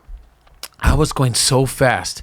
I was doing 180 nose grinds across the whole, not the table, but the regular bench from beginning to the end. And then like they seen that and they liked it, bro. And plus I was just cruising around doing stuff. I That's amazing because those guys are legends. For them to realize and sponsor you is incredible, man. Yeah, man. I'm glad. You know what? Here's the real thing for me, bro. I swear I didn't think like skateboarding would want to do anything with me when I got out of prison. And that's true. That's the first time. Yeah, after the first time when I did like the Epically Later and all that, I didn't think they wanted to. Why? I don't know. Guy reassured me, bro. Yeah. Yeah. Guy reassured me. Then I saw you. Remember? Bro. Yeah. I talked to you on the phone. Remember? Oh, look. Switch flip. Over the Lockwood hip. Everybody in the way. In the way. No respect, homie. Did you feel like embarrassed or something coming out in the skate community, or why? I didn't. I just felt like maybe. I don't know. No, the skateboarding community is so forgiving. Some people saw me like when I was all messed up, and so I didn't think like. I really, I was kind of embarrassed and like ashamed of myself, maybe a little bit. Yeah. And people want to see you win though. At the end of the day, bro. Yeah. Especially the skateboarding community coming from the stuff that you had in this industry leading up to obviously going to jail, but like, dude, people remember that. You know what I mean? Especially like your peers. You know what I mean? Most of them never. So for sure, I know. Yeah, like I saw you. We were one of the first ones I seen. Yeah. And like I talked to you actually. I talked to you and Costin, and you're like, that's how I got Guy's number. You were the one that gave me Guy's number. Yep. And I was at what's that in Simi Valley? Skate Lab. I was at Skate Lab. So you got out of jail, went to Skate Lab. There was some girl that picked me up out of jail. You know, they want to they love that prison soap. They love the way it smells on the vato like me. So they're like, oh, I want to go get him. Like fresh out of prison, fresh meat. That's what I was, fresh meat. Okay. Passed me around like a 40. So, Okay. I ain't complaining. So then after that, then you got dropped off at Skate Lab. That was back in the day. Yeah. No. Drop this fool off at Skate Lab. No, we're done with you. No. The girl was like, "Let's go." My one of her friends, they said you're bored, and she goes, "What?" And so I go, "Wait." I told her, "Hey, go to Skate Lab. You know where skate go." And then she looked. She I guess she knew where it was, the skate, and I kind of seen the streets, and I know it's like where it's at, like Stern and all that. So I knew right away, and she lived in Semi Valley, so I go, "Hey man, I'm gonna go over here and let's go there." Okay. So I went and I saw my board up there. And I was like, hey, and then, so there was a kid here saying, there was a guy, one of the guys who worked at Skate Lab, and he was like, hey, Jerron Wilson was just here right now. I go, really? He goes, yeah, he was just here. I got his number. Call him. FaceTime, I don't know. No, there was no FaceTime. A little bit before. Yeah, I was a little before FaceTime. But imagine I would have made up FaceTime. I know, right? Imagine. So you called him. All right. So we called him, and he's like, man, him and Costa in the background. What's up? So Yeah, it's crazy. got guy's number. Guy came and got me the next day or two, and that's it, man. I just start cruising around, hanging out with Guy, and going. Amazing. I went to like all these little parks and back to girl, and that's how I got back. I wasn't gonna. I was too like. I even told Guy, man, I don't really want to, and he was like, "What are you talking about, Fabe?" Like, man, look at me, like, and I didn't even really know what happened to Guy, because I was in prison, and I was doing the whole thing myself, and then I went to prison. I didn't even know Guy went through it. Right. I had no idea that some of those places where he was at, he could have got killed, man. Little white boy with long hair, looking like him, a little rat, huh? Gosh, man, what's wrong? Like, and I was like, Guy, what are you doing? Right. But he's already coming back. But he was good. Yeah. At this point, he was good, and he was telling me like, yeah, I went through it too, and I was just like, what the hell? Like, I had no clue. But we were both just catching up, and he took me around. I ended up meeting with Patrick O'Dell, and that's how Epically Later came about. And, they did a whole Menace Epically Later thing. Yeah. So I think my part was like 25 minutes. Yours was the ender too. Yeah, the ender. Yeah. And well, and great. And I think everything is supposed to happen for a reason, bro. Because you know what, I was very like ungrateful and unappreciative and kind of upset at the way things were going because of skateboarding. It wasn't like when I was getting high on drugs and all that, I was just unhappy with myself, and it had nothing to do with skaters. And like, you know what I did? I never robbed any skaters. In fact, that I would never, and I saw opportunity, believe me. I saw lots of opportunity, but never took from any skateboarders or anybody that looked like they were involved in our world of skating. I stole from people that looked like me, mostly. And in my area, yeah. So I never wanted to be around Melrose. I never wanted to go around like Las Palmas, because Las Palmas was Guy's house. And like I knew that everybody lived, all the skaters would go there, and all these schools on the weekends. I never wanted to pass by Lockwood, and downtown I was like always windows up, like ducking and trying to pass by. I just ashamed, bro. You're ashamed of what you've become. Sort of. I mean, what I was doing. Right. I'm ashamed for them to even see me, because they could see right through me, man. And like, fuck, this he's on one. Right. What was the deciding factor? So you're in and out of jail a bunch. What's the deciding, like, okay, I'm done. Like, you've done a great job. You're cleaned up. You're doing great for yourself. Was there a certain point where like, what am I doing? Yeah, this last time around, it was bad because like I lost a lot, I lost a lot. Like I let people down. I felt like I let people down. I had a good thing going. I had a really good thing going, and like I had big moves. But they were gonna be moves that I'm making today, back then. And like God has a plan for everybody, bro. And I believe like it was all said and done before I had to ruin it before I can appreciate it. Because if I had got it, I would have got it back then. Believe me, it would have happened, because I know myself, and I know I want to say confidence, but I learned something in church on Sunday called Godfidence. Okay. And having belief in God. And I've always, even though I've done all this bad stuff, but I've always like had like I've always prayed, man. No matter what, whether I'm going to do bad or do good, I've always prayed. And that's just me, how I've always been. Even when you're going to go do bad, I would say a prayer, because I hope this person, I don't hurt them, or I hope they just give me what I need and I just get on, and we don't, but it doesn't always work out like that. So I would now what I like to do is just give back. And like I said, I work with kids in juvenile halls, and then also I pick up guys from prison who coming out and getting into ARC, because ARC is like something that we actually need coming out of prison. And it helped you. It helped me a lot. Yeah. But to answer your question, I knew when I was done, when I had got locked up and I lost everything that I had. I had an apartment in Studio City. I had a car, and the relationships with certain people that I thought I lost, and some of them I did lose, but real friends come back, though. You know what I mean? Like true friends come back, and they help you while you're in there. And then it's crazy, because my boy Carlos here put up, while I was in jail, I was trying to keep people not knowing about because for out of 5 years, the first year and a half, nobody knew where I was, bro. They just thought but this girl had my ex-girlfriend at the time, she had my social media. So they knew it wasn't me because it was like all this lovey-dovey, all that. I don't do that. Yeah. So, and she was like, oh, my man, and like this and that. And like, I love her a lot, like as if she was me. Right. Like, come on, dog. You know me. Yeah. So it's like, people, I try to keep it a real quiet and under the carpet, but it just it came out.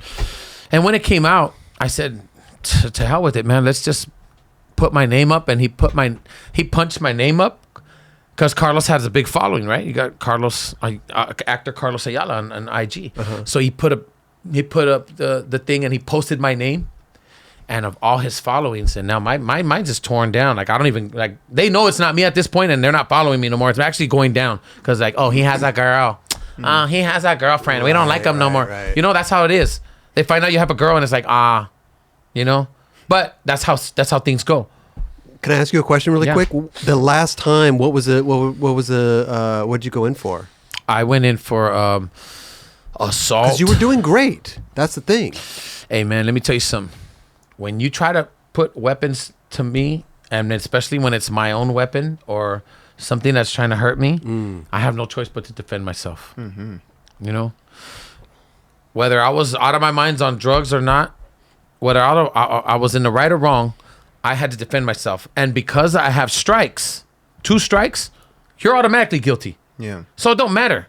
So they automatically, everything goes and shifts to the guy with all the strikes and the prison record rather than the person who has no record at all. Right. Oh. So automatically if we're in a stolen car and I'm in there with you and you guys got no record, they're going to look up my record and be like, what are you doing to these guys? You trying to get them to be like, trying to recruit them? And it falls on me because I'm on parole. Like, let's just say if I was on parole or anything, it goes to the criminal guy with the record and it's just like, Because it snowballs. Because that's what I heard too. Like, as far as you having 2 strikes and then that was your third one. I was like, duh, that can't be it, bro. Like, nah.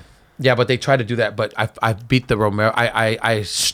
I did the Romero Act, which is Romero Act is like a RICO something, like it has to do with RICO racketeering and all that stuff. And I did the Romero Act twice so that they couldn't do it. And I took myself off and took a deal. And then now they're going to give me a deal, So I have to take the deal. Right. But the deal one time was 15 years.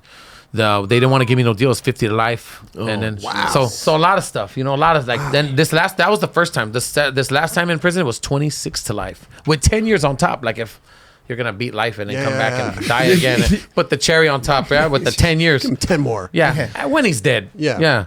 So this was in what year was this when you guys put in jail the second time? The second time I got locked up in 2016. 2016. Yeah. So 17, 18, 19, 20, 21. You got out 2021. Yeah, that got the beginning. Yeah. Okay. What is that day like when you're the top of the year? When you're getting out of jail, what is that day like? Like, cause you're just like, all right, today's the day. I'm out. Like, what's the? It's like cotton candy, and you're in a fair, and you're 8 years old. Like, it's fun. Everything's good. There's nothing wrong, man. Like, I mean, you're getting out of prison. Yeah. And that's the best feeling in the world. That's why when I pick these guys up, man, it's like I know what they're going through. But what about when you walk out? Do you feel like you walk into a whole new world? Because you haven't I want that world though. Yeah. Some people are afraid of it. I'm not afraid of it. I want it, man. I know what I want to do. Yeah. And that was the year that you got on the Mayans show. Yep. Right after you got out. Yeah. I was a month later. I was on the show. Before you went in 2016, you were already getting into the acting stuff, though, right? Yeah, but it was. I was mostly doing like influencer things. We had a video called Cholos Try. That was big, though. Yeah, it was super big, bro. It kicked off everything for me. Yeah, and I believe skateboarding. Once they found out I was a skater, it actually like vamped it with another nuclear like explosion. Oh, interesting. Because they were like, now, he skateboards. So it brought in a new audience and a whole new layer of everything. But those videos did a lot for me though. Actually, they did a lot for everyone who was in it, and it did well. And I guess like, I owe them for that for sure. The fame and popularity that I had in prison was not good, but it's good to a certain point. But like sometimes it's fools want to try you. So let's look at this. So the first time you're in jail, you're just a skater. Did people recognize you? As a skater. Yeah, mostly the guards. Oh, really? Mostly the guards. They used to skate. The guards are the guards are like a little bit older, and they're like I would tell them, I would talk to them and be like, hey man, like, when you're working in the kitchen, you want to get a good relationship with everybody. So some of the guys, like the cooks, they're called the free staff. The free staff, I would tell the free staff, and then the free staff will come back, and then there would be a CO, and the CO would be like, you're a skater? You don't look like no damn skater to me. And I'm like, yeah, man. And then the free staff is wearing a brown suit. He's the one bringing in the food, because I used to work in the kitchen. I worked scullery. I washed 1,000 dishes a day. With the high control, okay. And then put them through the machine. We're back there working out, smoking, chilling, like, we're doing our thing, man. Yeah. But like we're in prison. This is not this time. This is my first time in prison. That's what I'm saying. Yeah. This is that first time in Salinas Valley. But did they recognize you? Like, I skate too, man. I looked up Menace. Hey, I was in the level 4 Salinas Valley. Bad. C yard, bad. B yard, bad. The 180 and the 270. Those yards don't play. Those guards in there were like, they have a well, see, when I got there in those years, there was no Facebook. So there was nothing. And like, that was barely starting off. So the Facebook and all that and the internet and all that came about while I was still doing time. Because it was, mind you, I got busted in 2000 or 2001. Started to take off. So then that's when all that stuff started kicking up, right? By time I was in prison, I was like, what's up? What's this Facebook? What's going on with this, man? What is this? What are you talking about? And I had no idea what that. And all of us were like, man, that's for weenies. I ain't doing that. Okay. I ain't doing none of that. And but can you do any? No, you can't. You can't. Okay. The first time they wrote me a letter, I think my nephew or my sister, my younger sister, wrote me a letter, and it had "lol" at the end of it. I'm like, what's up? I told my Sully, hey, man, she must be high. It says LOL at the end of it. What's lol, homie? And he looked at me. He's like, he's been in there for like 20 some years. He's like, lol, I don't know. Don't ask me. I've been there longer than you. So I'm like, I would say it in the yard like, lol. What's not y'all? But hey, I got a letter and they wrote me lol, LOL. And some little youngster came in, hey fool, that's laugh out loud, fool. I'm like, are you kidding me?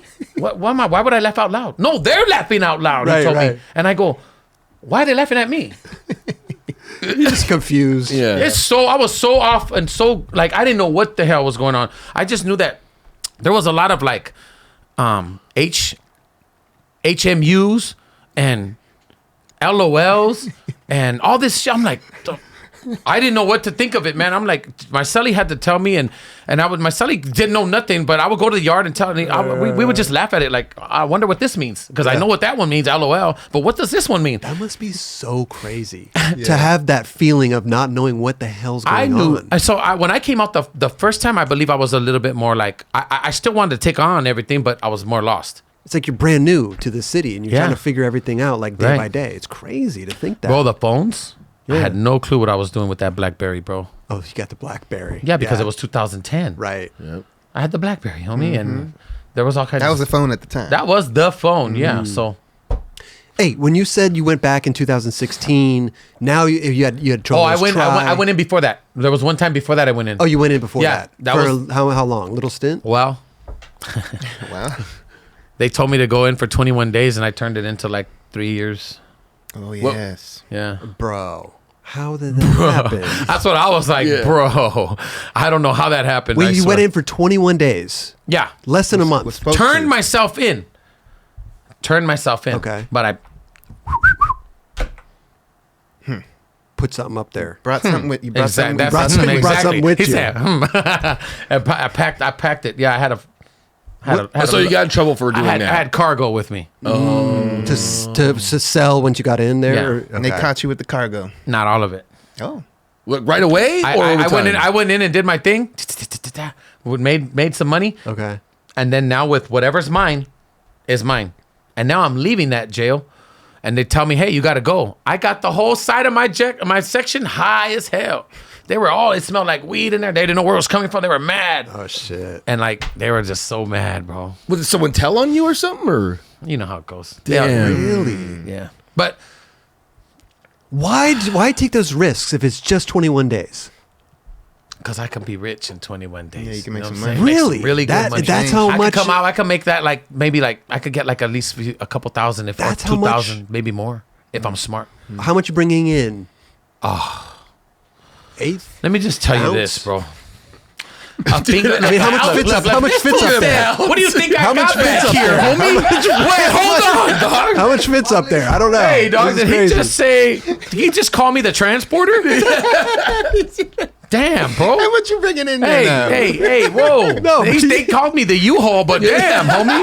U-Haul. Golly. Hey. I don't know if we're working with a Hey. U-Haul or a semi-truck or what. Hey. I mean, Look, you're looking at the storage, homie, the storage unit. that's what you're called in there? Yeah, in motion. Storage in motion. Hey, watch out, the storage is coming. Hey, over here. storage. Hey, here comes storage. Here comes storage. Yeah. Here comes the U-Haul. He's about to drop off a load. FedEx, órale, right here. We got a package today. Hey, so anyway, It was enough. Hey, It But was you can enough. make a lot of money. Okay. and I it was didn't- definitely a UPS because it was brown. Hey, no, but let me tell you something, man. It was something that I know that I was talking to the wrong people at the time, and they were like, "You can make money," and there's people in there that'll let you because you got to pay the higher ups. Totally. You got to pay the bosses, and then you can start working. And they're like, "Oh yeah, go ahead. You already gave. Yeah, you're good." So that's how it goes. Boom, you distribute your, whatever, and then bam, they keep what's yours. And then you start making money and moves or whatever you want to do, and that's what I did. And like, I thought I could get away with it because I seen my friends do it. I seen homies do it. I know my family that's done it. But I tell you, I got that luck, man. Like if it's raining vaginas, I get hit with the penis. You know what I'm saying? I don't know what happens, bro. I don't Never know. heard that one before. Yeah. I That's, definitely never heard that one. Yeah. Don't look up. Oh, it's Get some in the eye. yeah. Or keep your mouth closed. Yeah. It's always good to keep your mouth closed. So, 21 days, unfortunately, turns into 3 years. Yeah. Just because you brought something in. Bro, it's bad. Like I mean, I didn't even know how serious it was at the time. I had no clue that it was going to be that serious. Maybe if you got caught, maybe a slap on the wrist. Maybe it's a little extra time. I didn't mind a month or so, but like, damn man, 3 years. what? Yeah, that's 12? crazy. I go home in 2 weeks. That's what I'm saying. You took the Yeah, but see, that just goes to show you the growth. Hello, right. Straight up. I don't even step on a crack. You don't want to break your mother's back. Hell no. I don't even jaywalk. oh, I mean, You're Right. straight as a line Yeah. right now. I'm going to the light. I saw you jaywalk earlier actually when you came here. Yeah, you made me. Come on, over here. Come on. Yeah. Come on. Come on. Look, Peer pressure. the white man made me. Hey, look. Hey, officer. his fault, dude. Hey, officer. See that guy over there? You see the Anglo-Saxon over there? He's one of your guys. He's made me. Okay, second time you go in. No, third time. The last time. Yeah. You had mentioned because you'd also done Cholo Tries. You've been in a bunch of stuff. Cholos Try. Now The you- videos and all kinds of stuff. Yeah, and it just like it started progressing. Bro. Now you're going into prison as kind of a celebrity, quote unquote, right? No, a mentor. Okay. Yeah. But how did people take that when you went in there though? I don't even use that word celebrity or anything I like feel that. you, but it but it comes with describes the turf. situation. It comes with the turf. It describes and like, the situation right now. I go in there as me before any of this. 100%, right. And then But people, of course, if they recognize me, fine. That's cool. We'll talk about it. They might introduce me and say, "Oh, because you know what it is, bro. They want to inspire these kids. They want to inspire these men, or like to show them that one of their own kind could do it. You could do it. okay. Yeah. You know what I'm saying? Because when do you see? I know we got our Mario Lopez's out there. You know, they're the good looking mannequin Mexicans, you know? The mannequin Mexicans get far in life. Homie, I don't look like a mannequin, homie. You know what I'm saying? I don't got that look. We don't got that look. We got that like that look that makes you want to walk across the street when you see that guy. You know what I'm saying? It's like I have to bring it in for my people, the not so pretty ones, you know? Like Raekwon said, you know, like for represent for hustlers and for hustlers with scar faces. You know? You know? Huh? Rough, rugged, and raw. Yeah, but he said with scar faces, you know, with scars, he represents for the guys on the street, and I feel like I do it for the guys that are coming home. So that's why you call it a mentor going in there, because people want to listen. This guy can do it. He's already doing it on the outside. Yeah, well, right? I mean, I was doing as best I could. You were doing good, man. I think you were doing great. You were doing all this shit. This was blowing up. Yeah, man. What happened with this? This got me to a point where like I started getting recognized everywhere I go, bro. We couldn't go nowhere without getting, you know, hey, you're the guy from the and so. So why'd you stop it? Well, I got busted. Oh, after that, but I mean, so now I'm coming home. I've been home 2.5 years, and you could say like, I'm not going back into that because I feel like, wasn't it already over though? It's done. Yeah. And I don't want to like beat a dead horse or nothing, but we already did our thing on that. Yeah. Right. Excuse me. And to go back, it'd be like, why revive something that's already had its mark? Yeah. Okay. I think we already did enough videos to show that, and I would like to, you know, I would definitely want to move on and become like something bigger and always want to be better, you know, like skating it's the elevation, man. It's like you just elevate everything you're doing, and for me it's like acting is one thing I want to do, bro. I want to represent the people that we knew, and like you know, like the skater or the even not just that, man, like the guys in the hood that we're kind of like leaders, or even if I have to be a negative role in a movie or in a film, but I'm playing that role so you don't have to, you know, or doing it because like you should learn from this, or maybe it could be an example or something, because a lot of us have lived this, but some guys haven't been down that road. They look the part. Right. You know, but those tattoos were in shops and stuff like that, which all due respect, you know, you don't have to go to prison to become a great actor. When I'm not saying that, but when you live things like my acting coach, William Alderson, who taught me Meisner for a couple years, and I'm like maybe 2.5 years. And he's like, you know, some of the best actors have come out of hardship. Sure. Some of the best comedians have come out of hardship. And like all those guys like Richard Pryor and, you know, everyone like that I look up to, like those guys are like Eddie Murphy and all, they've all grew up, and you know, there's guys like Danny Trejo is one of them, and Edward James Olmos, and you got guys like you know that are just, you don't have to go to prison to become respected or a great man and a great actor, but you gotta know. You have to have some kind of like life experience. You have to have been up and down, and know what you're doing and what you're talking about. You've experienced something, you know. Especially if you're playing a part. Bro, a part, yeah. Right. Like you. It just comes with like me. I know now how to channel that, because I didn't know what it was, but now I know how to channel into that, and I'm still learning easier ways to get in there, because you'll never master acting. Yeah. I mean, for as far as I know, I mean, there's some great actors out there, and I feel like they've mastered it. But even them, I watched videos on them at the actor studio, and they're still trying to learn. Sure. And they're still trying to become better, and then they're hanging out with other younger actors to get a feel off of. That's how I want to be. Right. Yeah. I always want to be a student, bro. It's great, man. Yeah. And you got you were just in Flamin Hot. It's already out in theaters. Yeah, bro. Congrats. The Cheetos. Congrats, look, I'll tell you right now what's going on, man. Yeah, please. Mayans just came out with the final finale, the season 5. That's out right now. It's hot on FX. Okay. On Hulu. And then we got This Fool, season 2 coming out July 28th. Season 2 of This Fool is going to be so funny and dope. Nice. I love that. That's one of my, you know, it's like, I'm so proud of the things that I've been a part of, man. And then for Flamin Hot, it's just like the icing on top of everything, bro. For me, like in our skate world, bro, that's like, for me, I feel like I've won Street League or something. You know what I'm saying? Hell yeah. Real street leagues, dude. Yeah. You just filmed the part for Yeah Right. Yeah. I just filmed the part for Yeah Right and got nominated best actor, best skater of the world. But wait, you're going to the premiere tonight though, right? No, actually, there's a premiere tonight, but the big one is on Friday. We're going to a screening. But the big one, I had a big one last Friday. La Leaf, Los Angeles Latino International Film Festival. Amazing. It's big. It's huge. Yeah. I was on Channel 7 News. Okay, yeah. Yeah, dude. Yeah. That was like crazy, bro. I was like, wow, they put, and hey, man, look. And then the movie's doing well. And I just can't ask for nothing better, man. I love it's it. good. Hey, it's just This premiere on June 9th, though. So June 9th is when Flamin Hot comes out. on Hulu And Disney Plus. and Disney Plus. Yes.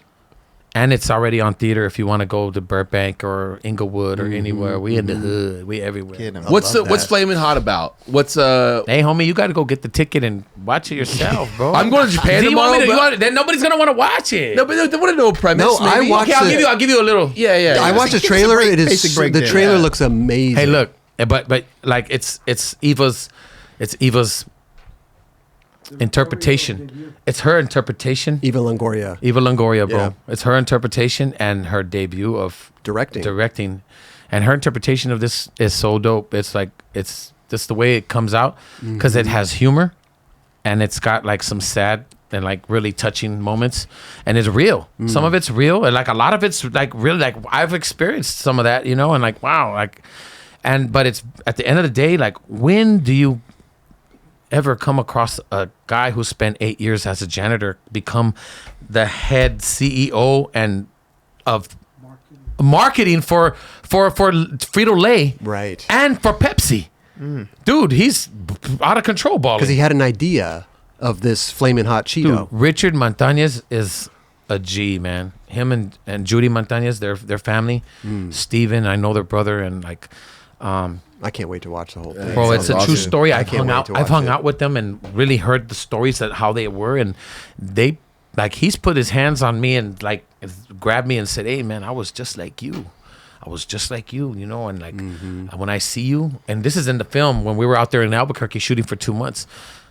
He was like, "Man, I could relate to you so much." He was there. He was there, bro. Yeah. Yeah. So wait, this is based on a true story? It's based roughly on a true story, but you know how they, like They Yeah, twist it yeah, a little yeah, bit. They got to make it exciting for television. fun, Yeah. to make you, but the moral of the story is absolutely 100% true. That's it. Like everything about it, but yeah, they twist and turned here, and it's funny, Yeah. So I don't So know. man. he was just like I've been there just like you. Yeah. That's amazing. And like I know how it is, man, and like you can do it, you could change, and you can make a difference like I did, and like he's not only just like for this film, my friend. He's after the film calling me and telling me what can I do to help you with your. I had an Echo Park giveaway, backpack giveaway that like P-Rod and all my friends from the Mayans and everybody came down. Danny was there and everybody, and they showed love and supported. And I had friends from everywhere come down. Like there was council people there and my church from Sean Mandoli's church, Hopeland in Boyle Heights. They were there, bro. It was so dope, bro. Yeah, like Sean's also like a big influence in my life, like because he's very positive and he's very grounded and like That's good. Grounded is good. Have you had Sean here? Sean Mandoli? No. Bro. Love to have him. Bro, Yeah. he's a good man. He's such a good man, and like his message every week, he always includes skateboarding in it. He's always throwing like skateboarding Lindy windows and stuff, like because that's he goes skating more than me. He skates a lot. He actually has a pretty dope line that I'm jealous of on IG right now, and I just think he's dope, man. His family, his wife, Crystal Gale, and like they're just good, man. Yeah, I love going to love church that, and man. seeing them, and I see a lot of friends, people that skate, and everybody else. They're all connected, and like Richard, right? Yeah. Richard Mulder. Richard Mulder. For Yeah. Sure. Yeah. Richard Mulder's one of them, bro. I love it, man. Yeah. I So love with it. so with me, it's like I did that film 6 months out of Pelican Bay. Damn, 6 months. Danny Trejo had to go and talk to my PO. My PO wasn't about to let me go. Another lady. Because it was a California, you had to go to New Mexico. Her name, yeah. So I couldn't leave. I couldn't even leave LA, let alone California. Got to stay in the county. Yeah. High control. Pelican Bay. Shoe. So they're not letting me go nowhere. So Danny Trejo had to go and Yeah. talk to them. He said, like, my PO wasn't budging. So Mario Castillo is his assistant. Mario was like, "Hey, let's go, Danny. We gotta go get Fabian and we gotta go talk to him." And while we were in the car, I'm in the back, like I'm all like, "Man, I hope this works." Oh God, please, man. I'm looking at Danny. I'm looking at Mario. They're driving, and I'm like, Danny's over here calling the governor. I swear on everything, he's calling the governor. Hey, how you doing, Sally? How you doing? Yeah, is the governor there today? He's like, oh no, he's not here, Danny. He's not here, but I can leave a message. Oh, you tell him I got a guy, one of my guys. He needs to go to do a movie in Albuquerque, and I need him to get there. Just tell him to call me. Have him call me, and and I'll explain the rest. But I need this done real soon. Okay, thank you. All right, bye. And that was it. So that didn't work out because the governor didn't get back to me on time. Okay. We get there, and just his presence alone, everybody came outside, bro. To see him. My PO was not letting me have it. She wasn't having nothing. Like, no, I can't. I'm sorry. Well, it's gonna be I don't think I could. I don't know. And then she was just like sketchy. Another lady named Haz. She's like a higher up. Haz PO, down to earth. Another one solid. Haz HASZ. She comes and says, "Hey, I'm your new PO. I'm the supervisor. I'm her supervisor, and I'm gonna supervise and I'm gonna take over this case." So right there and then, she's just like, "Oh, okay." Whoop.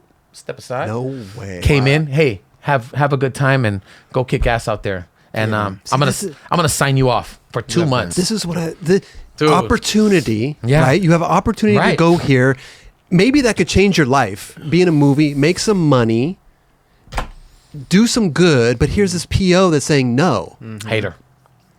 It's fucked up. At least you went the route that, obviously bringing Danny up there, like obviously that definitely opened the door. Yeah. 100%. But just the fact that here you are out of Pelican Bay, this is work.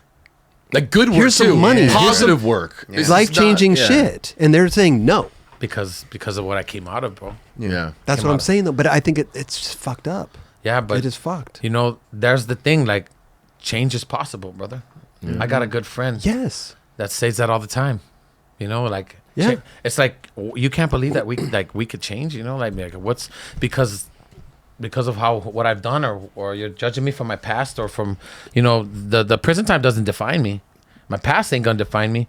And like if you want, I told my PO too, man. Like how can you turn down this opportunity that I'm getting? It could possibly change my life. It could do good for me, and like it's something that I want to be a part of, and I was really pissed because she was like, I don't think we could do this. And so I told Danny, and that minute he had things to do. That minute we got in the car and we went over there. He made it all good. That's crazy. That's amazing. Hey, thank God for Danny Trejo. Danny Trejo, because that's incredible, bro. He hasn't just changed my life. He's changed a lot of people's lives. But right now I'm in his circle, and like. What better than to bring Danny Trejo donuts to a bunch of cops? These donuts have sprinkles. Like they're good. They're expensive. Butter them up a little bit. Bro, they were like, "Oh yeah, have fun." Delicious. Albuquerque, go. No, but shout out to Haas. Was that her name? Haas, yeah. Yeah, Agent Haas. amazing. Agent Haas. Yeah. Yeah, Shout straight out. up. Yeah. That helped change the course of what was going on. That's bro. my ride or die right there. She's badass. And like I wanted to take her to one of the premieres, but it's just like she was out. She didn't answer her phone on time, but I tried. But there'll be more stuff. There'll be more stuff. Yeah, of course. Because this is only the beginning, man. Yeah, it is. You're gonna be. No, dude, it is. It is. Trust me. Yeah. I'm stoked for you, bro. We're proud of you, Hell bro. yeah. On some For real real. shit. You got 3 things popping right now? That's Yeah, incredible, dude. Three things, bro. And it's crazy. I didn't have nothing. Like I came out with nothing, homie. Nothing. Yeah. Like I just really didn't know what I was gonna do, bro. All I knew was like, okay, I'm gonna call Elgin James, because he's the one that really kicked it off. I already had certificates and a bunch of like paperwork for me to be a high tech janitor. A high tech. Well, I was cleaning HFM, healthcare facility maintenance. We do blood spill pickups. Like, oh shit. So here it is. Most of the stabbings in prison in Pelican Bay, they called my crew to come clean it. There was 3 guys, and we had to go clean up the blood. Wow. But we couldn't contaminate the investigation. Yeah. So the investigation, but you have to. I have like 26 weeks of training for this. We did all. I know. We had to put our PPE on, and we had to do we had to put booties on. I mean, it was a whole I felt like an astronaut. You know what I mean? So this is outside of prison. No, inside. But outside you were going to get a job. Oh yes, outside I was supposed to get a job, and they were going to set me up at a hospital or a clinic, or I was thinking hopefully the Staples Center. You hook me up with the Staples Center, that'd be dope. Oh yeah. I would love to clean that, buff it all out, and go in the seats and stuff, and then get a free game. You know what I'm saying? Mm-hmm. Yeah, I'd rather be in Flamin Hot. And Much better. Yeah. Hey, bro, Eva, what better? Like on my birthday, she's like, "Happy birthday!" I love that, man. Yeah, that was big. That's bro. really tight. Super cool, man. So dope, man.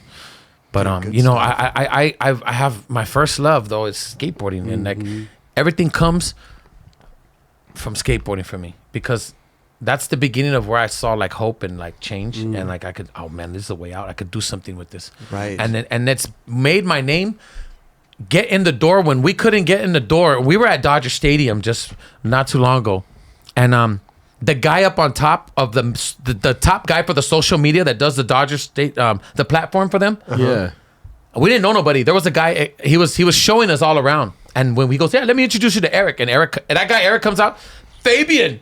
Skater, what's up? I'm a fan, big fan. And I'm like, oh wow, he was there, bro. Were you just there to like? No. They were giving us a tour of Dodger Stadium because they want to do. They want us to do something for them. Oh, sick! So we're gonna do something for them. Rad. And they want us to do like on their platform, which is dope. I'm all for it. Yeah. But he was like, let me introduce you to a few people here, and like turns out that guy, the main dude, was like, bro, Fabian Alomar, what's up? Like I was like, oh man, that was so sick. Man, you gotta throw a first pitch out or something like that. Have you done that yet? Have you done? You got it, man. I'll make it to the base, homie. Believe me. I see a lot of these guys doing it. Ain't making it to the base. I'll throw a strike, homie. Or it goes left or right, or I might hit my 10th guy because I hit 9 guys already. You know what I'm saying? Right, yeah. And I don't want to get chased out of Dodger Stadium. Oh man. Well, Bro, I can't wait to been see what's good. next. Straight up. This is bro. just the beginning. Like we said, we're proud of you. Yeah, man. Thank you, So man. stoked for you. I mean, you. I've been a huge fan ever since, and then I got to know you. Yeah. You know what I mean? Yeah. Amazing. I love Right. it. I remember you when you were younger, bro. You used to come around and like real quiet, just busting shit down, like just killing it, man. You know, I was shy. But you were like you know? you were like the courthouse kids, you know, Yeah. like Santa Monica, and like that's how we met, like Tim Dowling. Yeah. What about Tim Dowling? Exactly. He's the one who told me, "Have you been on a 9 Club?" And I'm like, "Nah, they haven't hit me up." And I'm the type that, and like a lot of people know this. I won't come to the table unless you. I'll kick back right there and I'll eat right there. You can invite me, I'll come, but I'm not gonna invite myself. And, Right. that's somebody else's seat, sir. I'm not like that. Yeah, So Tim Dowling was the one that said like, "Hey man, you got to do the 9 Club." Yeah. I'm like, bro, I don't know them. I don't want to know how to go about it and be like, "Hey man, hey, put me on the 9 Club, Kelly." hey, Doug, what's up? I will say this. I did text you. If you look at it, a year beforehand.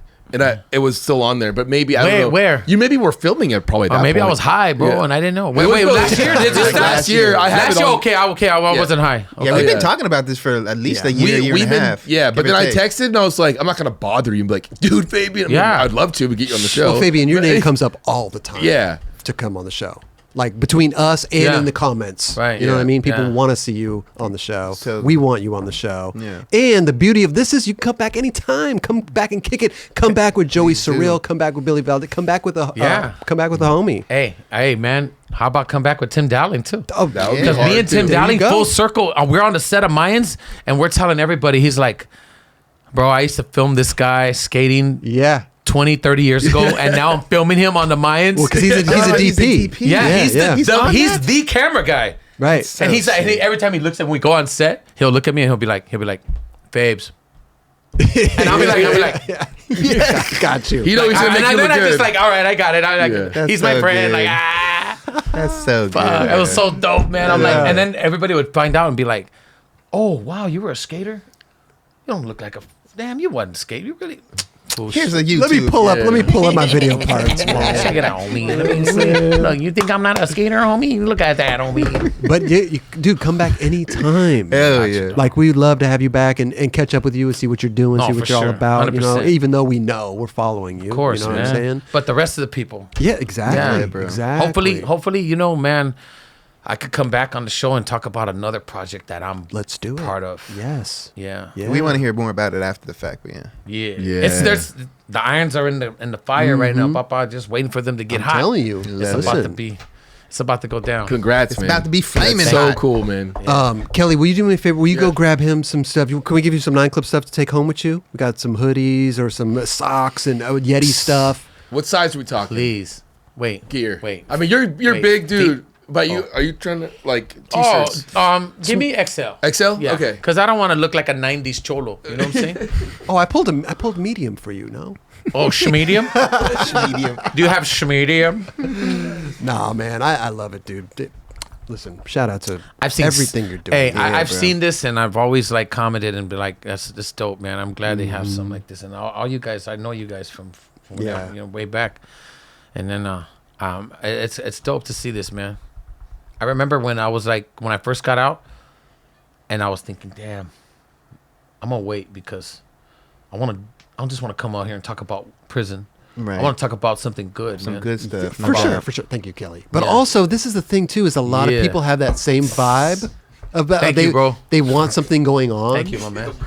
They want something going on, but at the same time, it's like you had Menace. I mean, you've had a career. You know what I mean? Like that's the Look. thing. You know, my life has been like a roller coaster, homie, and like only when you're down, when you know who's with you.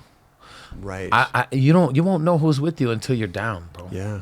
When everything hits the fan, you'll find out who your real friends are when you're in jail or in the hospital. You find out who the real when you're broke and you ain't got shit no more, or addicted or whatever. You know, Right. see who opens the doors for you and who's like, hey man, well, we can't come here. No, don't come like that. You know, or like, hey, you need something? Come take a shower and eat, man. You know, and Right. Send them back off and like whatever, because whatever. You know, I got a sister right now that's on the streets, and like, you know, I don't know what she's doing, and I don't know if she's okay or whatever. You know, my family we still struggle with like all of us being in a family photo, all of us being together, because there's always one missing. One's in prison, one's on the streets, one's addicted. There's always like that, man. I just want to do it now before anyone dies. You know, before we all have to go away, man, like permanently. Right. I'm very like I'm just very blessed right now. Yeah. You know, and I'm in a good place, but still, man, I'm like, I worry. I have these worries about family and all this shit, and like what's going on, and you know, I still have the same family. Just because you're working as an actor or doing all these things and your life is good, the rest of your people are still struggling. Sure. You know, you can't help everyone. It's hard. I'm not No rich. doubt. You know, Right. so it's like that, man. Yeah, and at the You end do of your the best, bro. day, I was You only gonna can do your say- best. I was gonna say, right? Just do you, and keep on that positive track, Absolutely. that positive mindset. You know, Absolutely. keep doing good. The only way you could do anything for anybody else is if you take care of yourself first. you have to. So if you can't take care of yourself, how are you gonna take care of anybody else? Exactly. So at the beginning, of course I have to be greedy and exactly work Take on care of myself. yourself, But yep. I'm almost at the place where I can start helping people, and that's my goal, man. I wanna give back. And You're on your way, man. I love it. You're already doing stuff. You're already picking up people from prison and doing Yeah. your thing and Yeah. mentoring. I love it. Paying it forward, bro. Yeah. I mean, you know. Straight up, dude. Baby. Thank you, brother. Dude, thank you, dude. First of all, listen, Dubs. we got a mug here for you. Go home, dope. drink some coffee out of there with some stickers in Oh, there that's too to what's put on the Gotcha. For the fridge. for the fridge and for the sets you're on. You know, Okay. put the stickers around. You know what I'm saying? Like we Absolutely. need some background props. Yeah. you know? And your setup, I'm sure you Yeah, guys- we do. yeah, Yeah, put we some do. stickers Next on time we do this fool, they'll be like, yeah. So exactly, Yeah. exactly. what do you And action. Put the sticker up. like? What? 9 Club stance socks Nice. for you to take home. Keep your Dope. feet a little warm over there. This is sick. Oh, the 9 Club Yeti. You know, Nah. stay hydrated out there, man. That's right. That's why I need one. I need Stay one of these. hydrated out I there. need one of these. Look, and you can whack someone over the head with this and That's try right. to mess with you. We're gonna keep on. We're gonna keep the positive. right. Yeah, Keep right. it positive. Yeah. I want positive swing. You know? Here's 9 Club crew neck for you. We got the little embroidery right I there. like that. And, you know, Dubs was on the show way early on before he became a staple on the show, but he kept saying 1,000, 1,000, 1,000, Said about 1,000. 1,000 times. 1000%. We made a shirt, 1,000. Yeah, instead you know of what I mean? 100. You got to keep it 1,000, That's you know? right. As you do. Dude, Fabian, thank you so much, dude. Thank you, man. And come back anytime. Hell yeah. Anytime. Yes. Anytime. Yes. Perfect. 9 was Club. so good. Yeah.